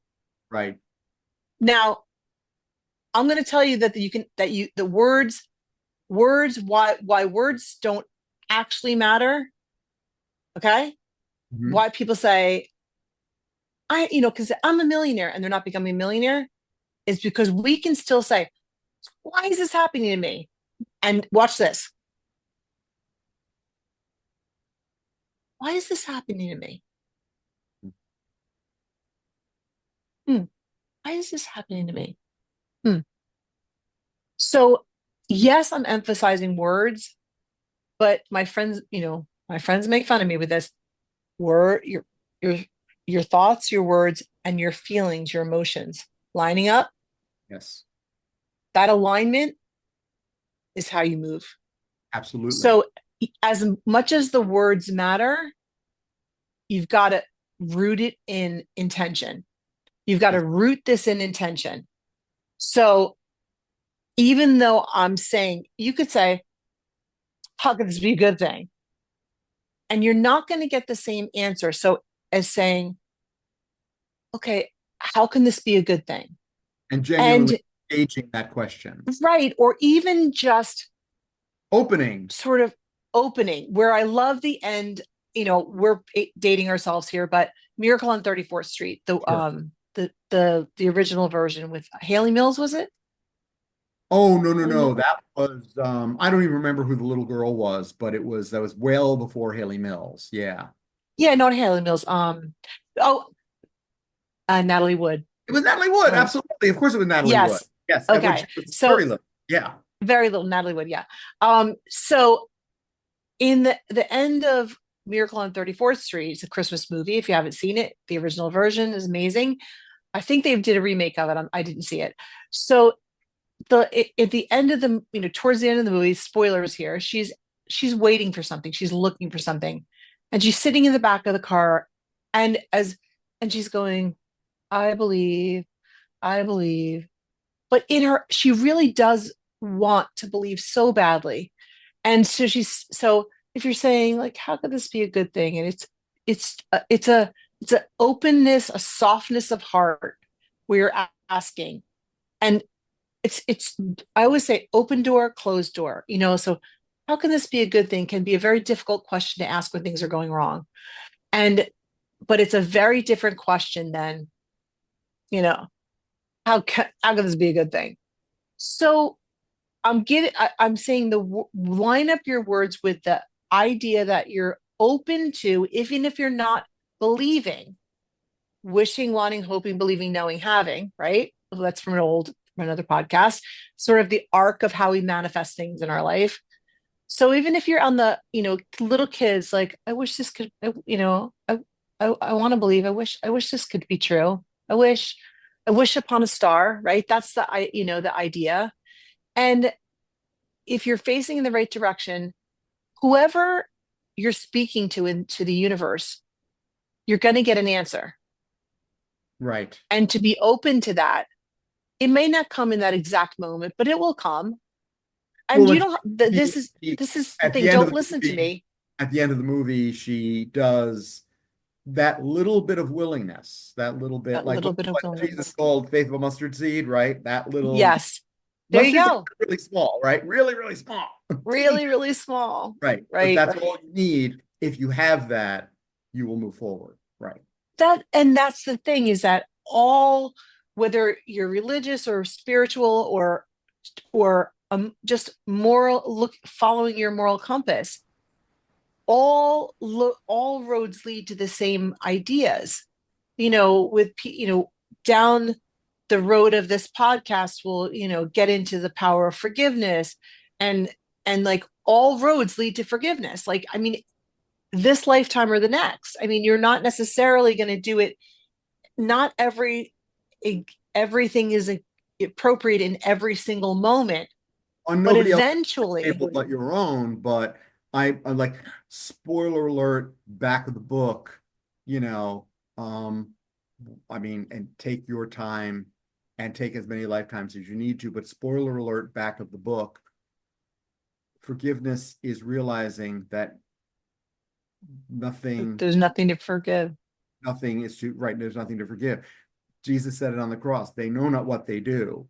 There's nothing to forgive them. They know not what they do, right? They're like, there's Right. nothing to forgive, right? And Right. that's And amazing. yes, and that's the point of the point, is that we're here, you know, for me, you're asking where did certain transformations come from?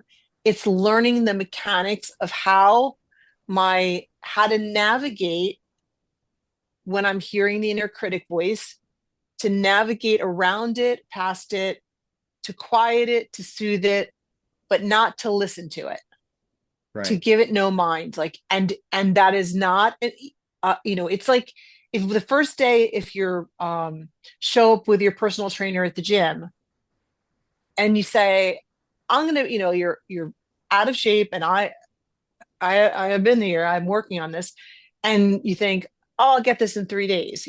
It's like, no, this is once, another alert. Once you get on this path, there is no off ramp. I mean, you can sit down on the side of the road and cry, and you can, but really, it's only one road. And even if you're in the darkest of places, you're already on the road.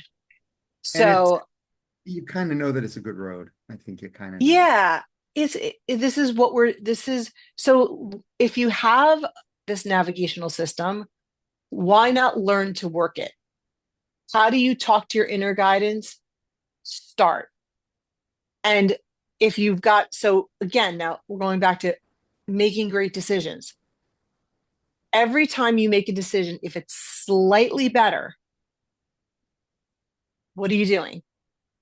Slightly better, not enormously better, slightly better, and slightly better, and slightly better, and slightly better, eventually gets you to a lot better. So that's all that it's been happening. And is that we, sometimes the road feels like this or looks like this to other people, but as long as we're moving in the direction we want to, that's the ticket. And how do we come up with language? Lots and lots of phrases. The fundamental foundation of my coaching is you can't lose anything that's yours and you can't have anything that's not. So the idea of detachment, you Absolutely. know, you can't lose Detachment anything that's from yours. the outcome. Detachment from the outcome. It's like you're, I think of it, and I think a math guy here, but I think of it as inputs and outputs, which is Yeah.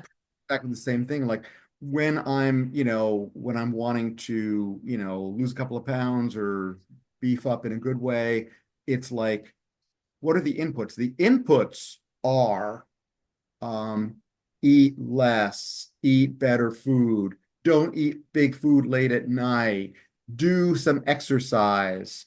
Those are four things off. Those are inputs.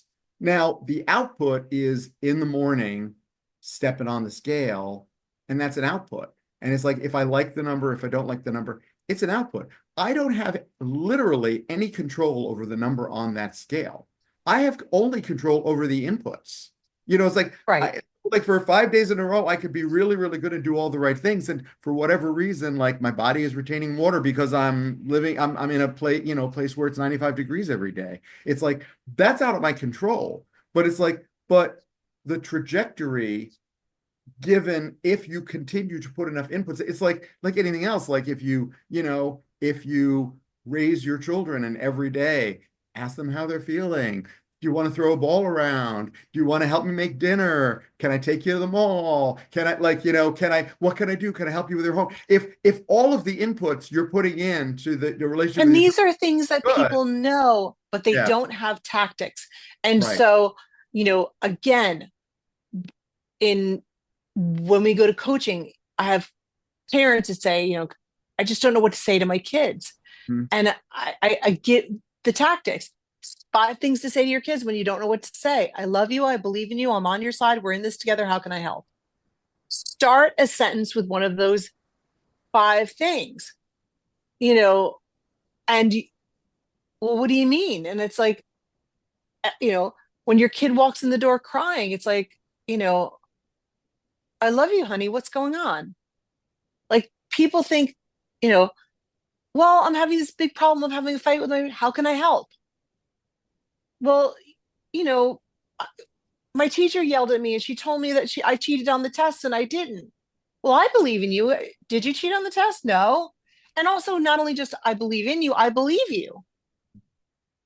I mean, a lot of times kids don't tell their parents things because their parents always jump to believing the teacher. So I love you. I believe in you. I'm on your side. We're in this together. How can I help? You know, I'm never going to get this science project done. Honey, we're in this together. I'm out, here to help out. you with a science Right, project.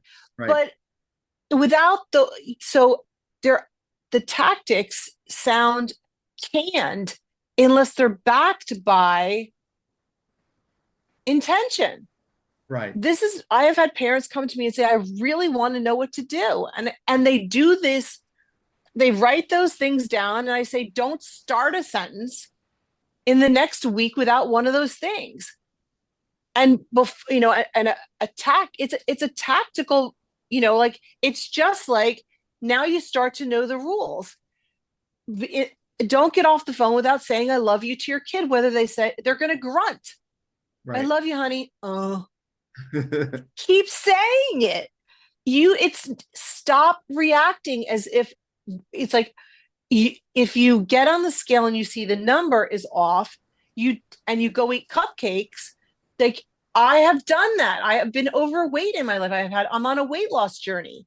So my point is that it's you can't look when your kid grunts at you and I love you, honey. Oh, this is a true story. A client said, I didn't say, I said, say I love you every time she walks out the door and when she comes in at night. And she said, we just don't talk that way. I said, start talking that way. Start talking that way. That, create the soup of this is the way we talk. And it took only 4 days. On the fourth day, the daughter left the house and said, love you on the way out the door. Wow, that's wonderful. And it's like, I could have had a V8. I could have had a V8. And so these tactics, when you can't lose anything that's yours, you can't have anything that's not. When the guy that you're crazy in love with dumps you, you land on that and say, he is not my man. I can't lose anything that's mine. And a lot of times when people have good parents, which most of them do, they say, when you're on your worst day, are you losing your parents' love? And they're like, no.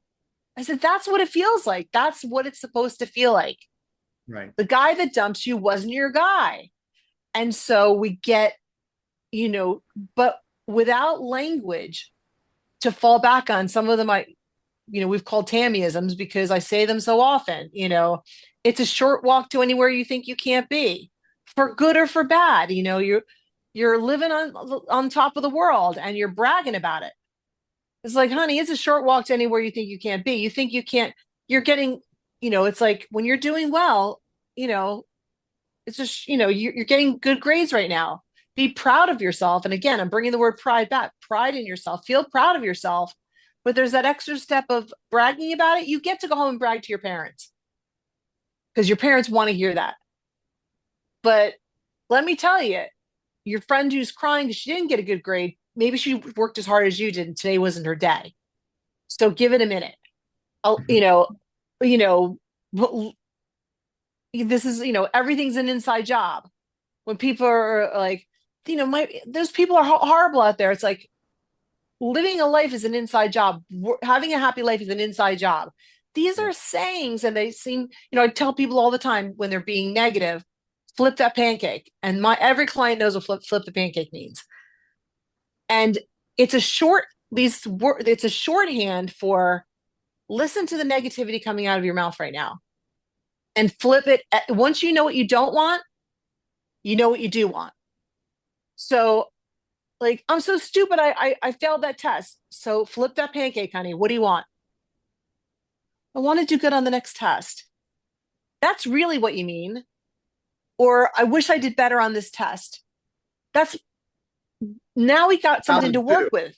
Right. Right. Like, I'm so stupid because I did bad on that test. You're allowed to have that feeling. But now we're it's coaching hour and flip that pancake. I wish I did better on that test. Okay, that's fair. So what are we going to do about that? Do you see how direction, that direction. So in a coaching session, the reason we have you're fighting for your limitations. The first few times people argue, I'm not fighting for my limitations. And we go through how you're fighting for this. I'm not fighting for my limitations. Like, I want to tell a story. You're reminding me of something because like, okay. I just, I am not a tremendously visual person. Like, I'm not like I have trouble identifying faces. It's almost a thing. I'm not quite going to label it as a thing, but like, I'll see people and they'll be like, "Oh, remember me?" And I'm like, "Yeah, no, I don't like whatever." Okay, so not amazingly visual. So I play chess a lot. I play chess a lot with Guang Yao. Mhm. And we so he's like it's scary because I learned to play when I was 9, and then I taught him to play during COVID. We were like trying to find things to do from far away, and where he's like, "Let's go on chess.com, it'll kill time." Great idea. Taught him to play chess.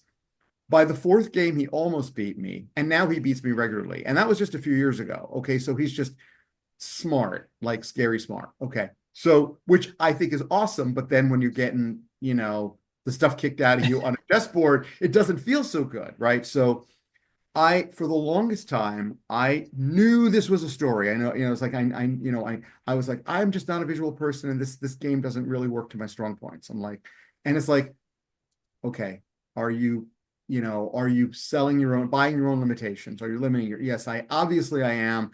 Are you ready to give that up? I'm not ready to give that up. Okay. So, but over time, what's happened is we've played a lot of chess. We've just played a lot of chess over time.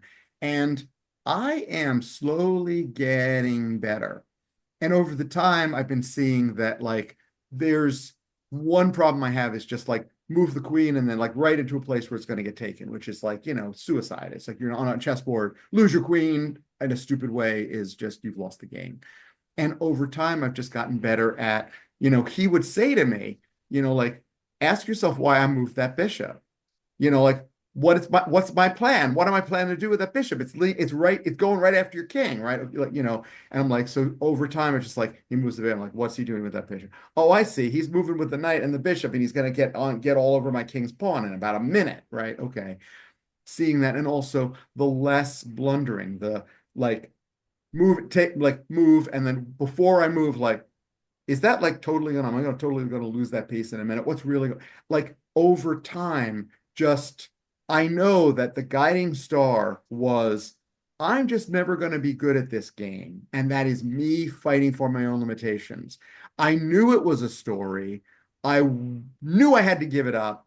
Eventually, over time, I'm giving it up. And now it's like, okay, now I'm actually playing a pretty respectable game of chess these days. Like I've absolutely improved. That's all I ever wanted. I never wanted to, like I'm gonna beat Magnus Carlsen on the chessboard, but I would like to not blunder my queen in every game. And Right. I, And that's the thing is like when what are the stories we're telling ourselves? What are we've we've got but that was a we story. And once I saw it, it's like, okay, now and also in the give it up beginning in your we're own fighting way. for that limitation to say, no, I know I'm not good at this and I'm not good at that and I'm not, and I'm going to convince you. And when you call someone out in that and say, or call yourself out and say, why am I fighting for this limitation? And someone can actually have an aha moment. Now we've got a shorthand when someone says, I'm here to learn what I'm fighting for and why am I fighting for it? And now if I say as all of this jargon is a short flip the pancake. It's like it's I don't have to say to somebody the entire background story every time. I say, "Oh, can you hear yourself fighting for that limitation?" Right. Why? So And it's they're like, "Oh, shorthand. And I can even say it to myself, like if I'm, like, oh, I'm never good, I'm never any good at this.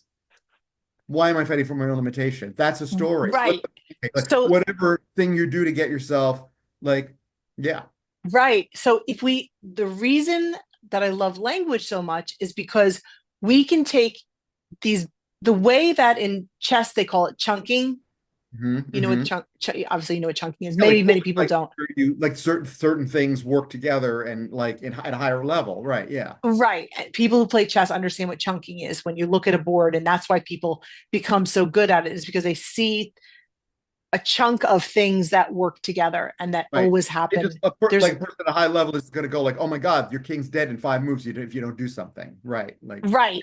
And it's not because they're smarter than another person, it's because they know how the game works. right, And this is the point. If you know how your system works, inner critic, inner guidance, when making decisions slightly better, slightly worse, practicing these, I don't know, go to I don't know land, stay there, until you are sure, don't get out of I don't know land, you know, which direction am I talking towards my inner critic? These are this and creating this, what, we call shortcuts or metaphors or jargon for flipping a pancake, or are you fighting for your limitations? Tammyism number one. I just have to say that Tammyism number one. I can't lose anything that's mine. I can't have anything that's not. I mean, they can recite it. right, So the point is that when you're learning this before the crisis, as right, you're walking towards down the road and you see the hole in the ground that you always fall into, right. this time you say, This time there I it is. right. Or I'm not going. why EMTs learn how to do a variety of procedures when someone's not bleeding out, so that like they know how to do the 6 things they need to do in 30 seconds when someone is bleeding out, because Right. that's the And time and they try to figure it, it out. there's huge the idea that you know part of airline safety is, even if pilots are required to do a checklist, like Check. Absolutely. do a Right. checklist, and they have to have the co-pilot sign the checklist that they did it, Right. because eventually you get into a habit if you start going through the list of, like, it's there when you need it. It's there before you need it. You're in it, we're going out with a guy, and we've seen a pattern before, and it's like ding dong, ding dong, ding dong, Hello, ding ding flag. ding ding ding. Red flag number one. Okay, red flag number two. And we don't, I told somebody said, how do I find the man of my dreams? And I really did. How do I find the man of my dreams? I said, get really good at breaking up with people. And she was like, excuse me? I said, that's how you find the man of your dreams. I said, you get really good at breaking up with the wrong guys. You get unapologetic about it. You're kind. I mean, I've actually had, I'm single at this point in my life and went out with someone, greatest guy ever, not my guy, greatest guy ever. And we went out on, we had talked on the phone once, went out on a date. And the next morning I called him and said, this isn't for me. And he was like, thank you. Thank you so much. He said, you're awesome. Because he said, I was not sure, but I definitely would have gone out with you again. He said, but our styles are, I'm more risk averse, and Mhm. he's sort of a really free spirit.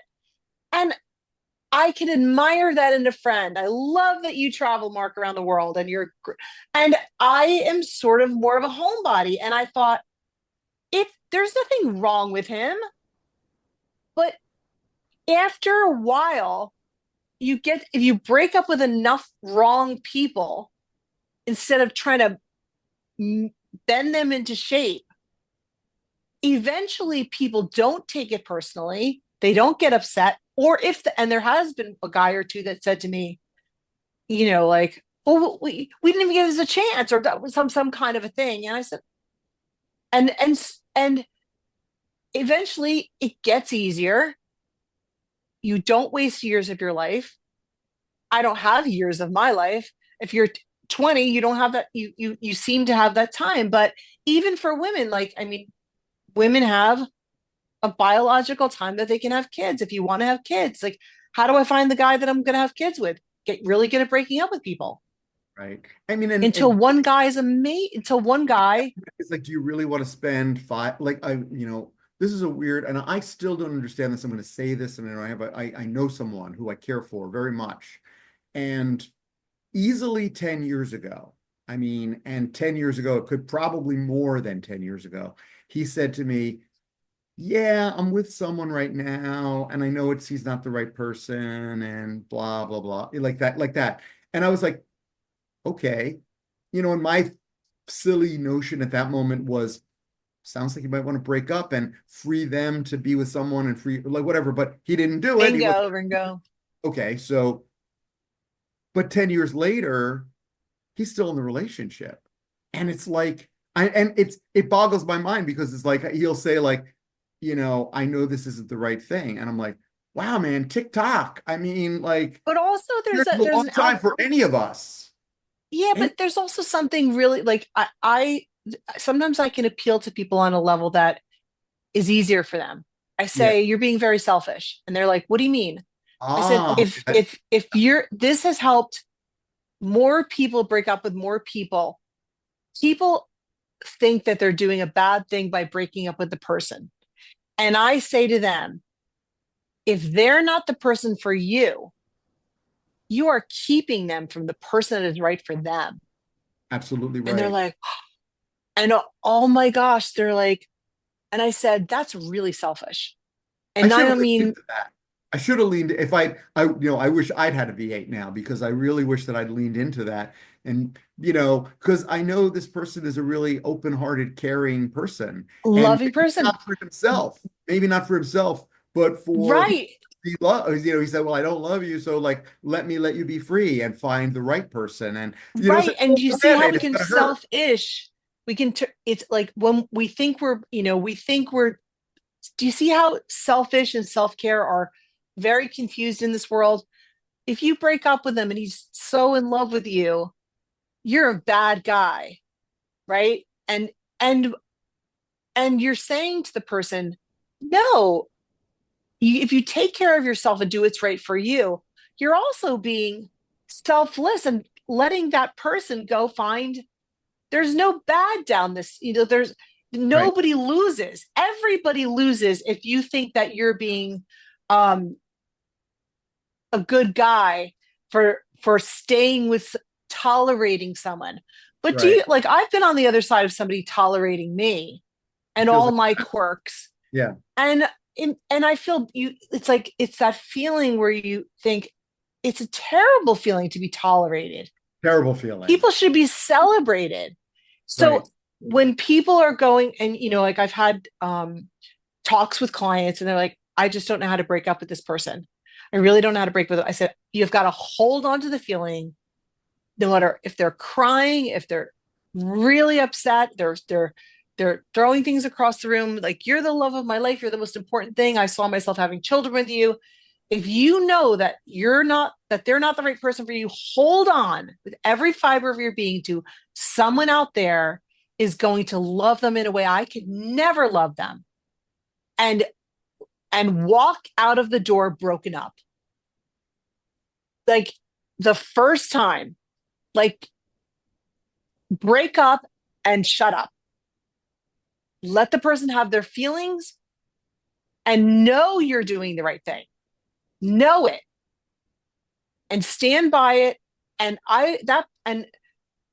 every time I've done that, the person has found their person way quicker. One time somebody was like yelling at me saying like I can't believe it. Like I think we have something amazingly special here and like I don't know how you're doing this and I said you're going to thank me for this. And within a month I saw we weren't so angry at each other that we didn't remain friends on whatever, I guess showing my age on Facebook, but and within a month he found the love of his life. They're still together. And she's a version of me. I mean, I looked at her and I thought doppelganger, like, but they're together and happy and probably I've seen, but probably married by now because that's what he wanted. But he wasn't right for me. And I went out with the reason the times get shorter and shorter is you stop listening to, we're always like going to listen to we all talk to other people. I listened to someone who gave me the advice, you know, Tammy, the reason that you're not with somebody is that you don't give it enough time. Now my inner guidance was like, this person's not right for me. But instead of listening to my own inner guidance, I listened to an external person who loved me, family member, Mhm. gave me advice, and I spent a number way longer than I should have spent with that person. And then when the breakup happened, it was so much worse because I kept giving it another shot. A Absolutely. lot, most, I'm telling you, most people know after the first date whether something's right. Not all, but most people. Most people. Mhm. Yeah.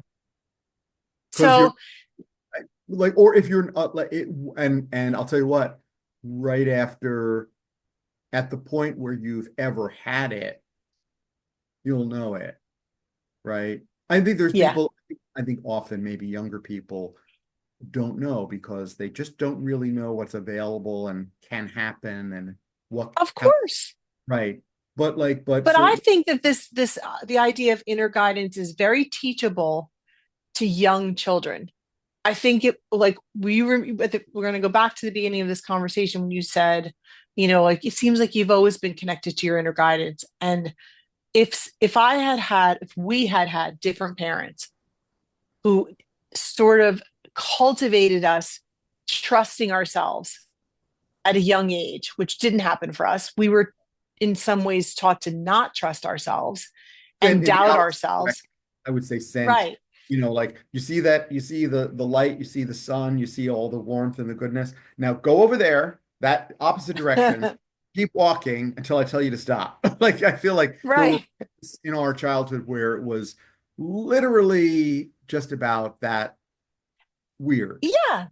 Yes, and so what I'm saying is that with little kids, let me tell you, when you talk about, does that feel icky? Does that feel off to you?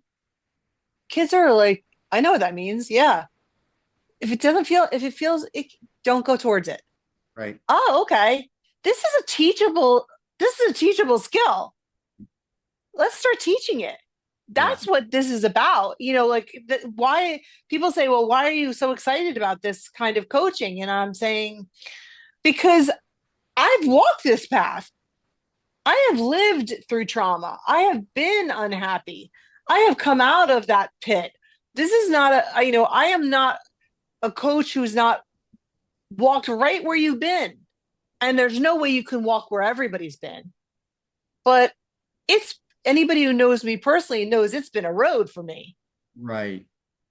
I This is think not, I think this, I anybody have not had nothing happening in my life to be building this on. agreed. I mean, I can attest to that. And I think that anybody who's had a life that's lasted more than 5 minutes has had struggle.